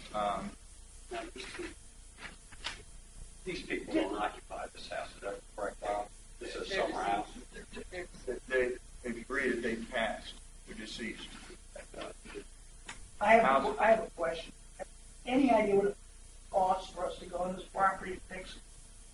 I mean, that tree is going to be $500. Oh, for that. We're talking, well. Yeah, if we send them one to remove, I mean, just looking at the picture, because we had to deal with some of this. I know when you cut that tree, you're going to tear, that gutter's probably coming off when that tree rolls off. I almost have little or no concern of gutter as long as it doesn't bad. No, what I'm saying is other damage will occur when that tree gets removed, just by the nature of the way the tree's sitting. Right. So we want to be careful. Well, let me just say, living on Brantwood, even before the tree, it was a terrible sight. So You make the motion. Well, I'll wait a minute. Since you live there, now, even though the individual's deceased, what normally happens, if they made any kind of plan, or if they have heirs, maybe is this house entitled to heirs of these deceased people? I mean, it just. I don't know that for sure, but I can tell you that there has been a paper sign, handwritten thing on the door for at least 2 years. So it's foreclosed. Well, they haven't paid their dues for at least 4 Because years. to tell you the truth, it looks a little safety. They hadn't paid their dues. I got a call, by the way, from a neighbor on this property, and we have talked with CPI. It's interesting because what she described to me is exactly what I'm seeing. It's a mess. This is another one of the, excuse the expression, poster child's rule we were talking about earlier. Here is a house where clearly if we go in and fix it up, fix the roof and take the tree down and all that, that we're investing in the neighborhood, which I personally think we should. But the likelihood of us getting this money back, because do we even know who owns this property anymore? That's what my point is. That's who my owns point. this thing? You know, I mean, we may be able to file suit against an heir. You know, and that's exactly what it is. The address in Knoxville, Tennessee, is maybe that's more than I. Well, I was just going to add.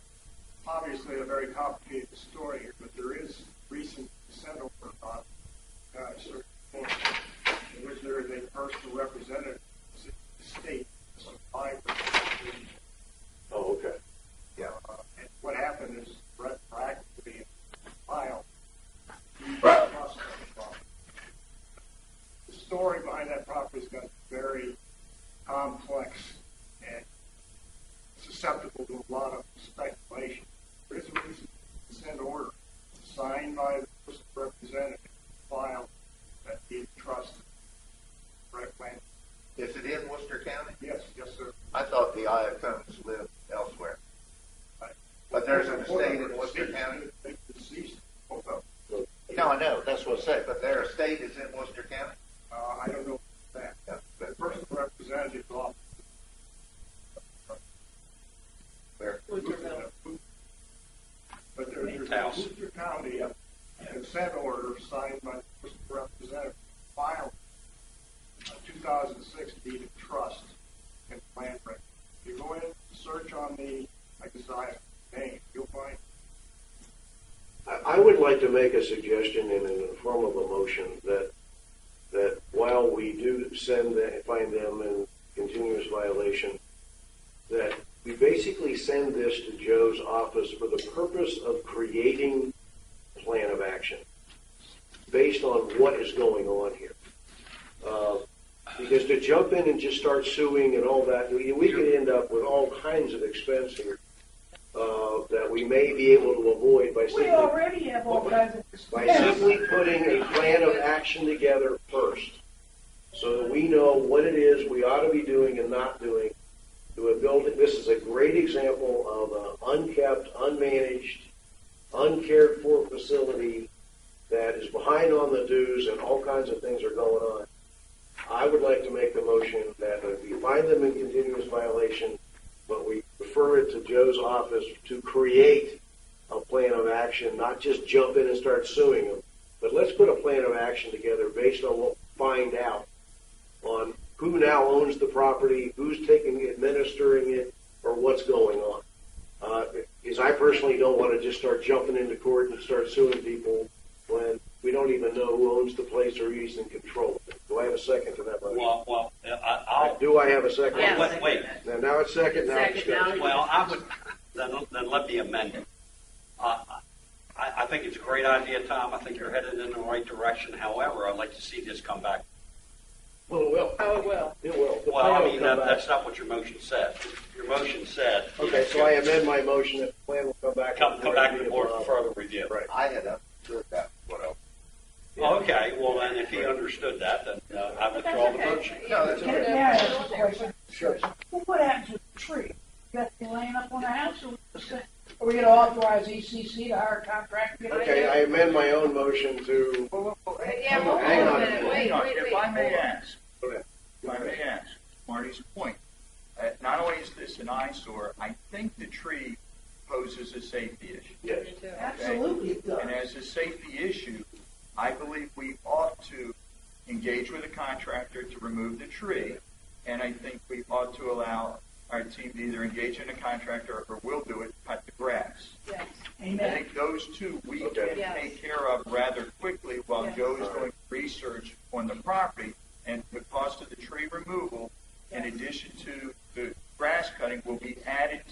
total owed to us. Okay. Right. Now, I amend my own motion to include removing the tree and getting the grass cut, then referring it to Joe's office to put together a legal plan of what our next steps ought to be. Now, Joe, Michelle, did you get that? from a legal standpoint, you see the angle of the tree. You see when it's removed, there's a chance of additional Yes. damage. Yeah. Yes. So I just want the board, Yeah. are we open to paying additional liability if we have future damage by the Will not sustain liability. Don't forget. All right, we have a motion and a second. All those in favor? Opposed? It's definitely. Okay, And- anything? and may I, Sir. the last sentence of paragraph 14 says, the association shall not be liable for any damage which may result from any I maintenance understand, but work with you here, that helps make sure that It's on the record. It's on the record. Go on tape. So next time if the board wants to take action, I can certainly go with Joe said. Thank you, sir. Anything Joe says we do, right? Oh, yeah, right. Okay, moving on, appointments. I'll just take them as a group, if it's okay with everybody. I second motion. Taking them as a Frederick Rick Jackson to the Communications Committee, one first term. Judy Butler, Environmental and National Assets, second term. Leslie Shippey, Tennis, first term.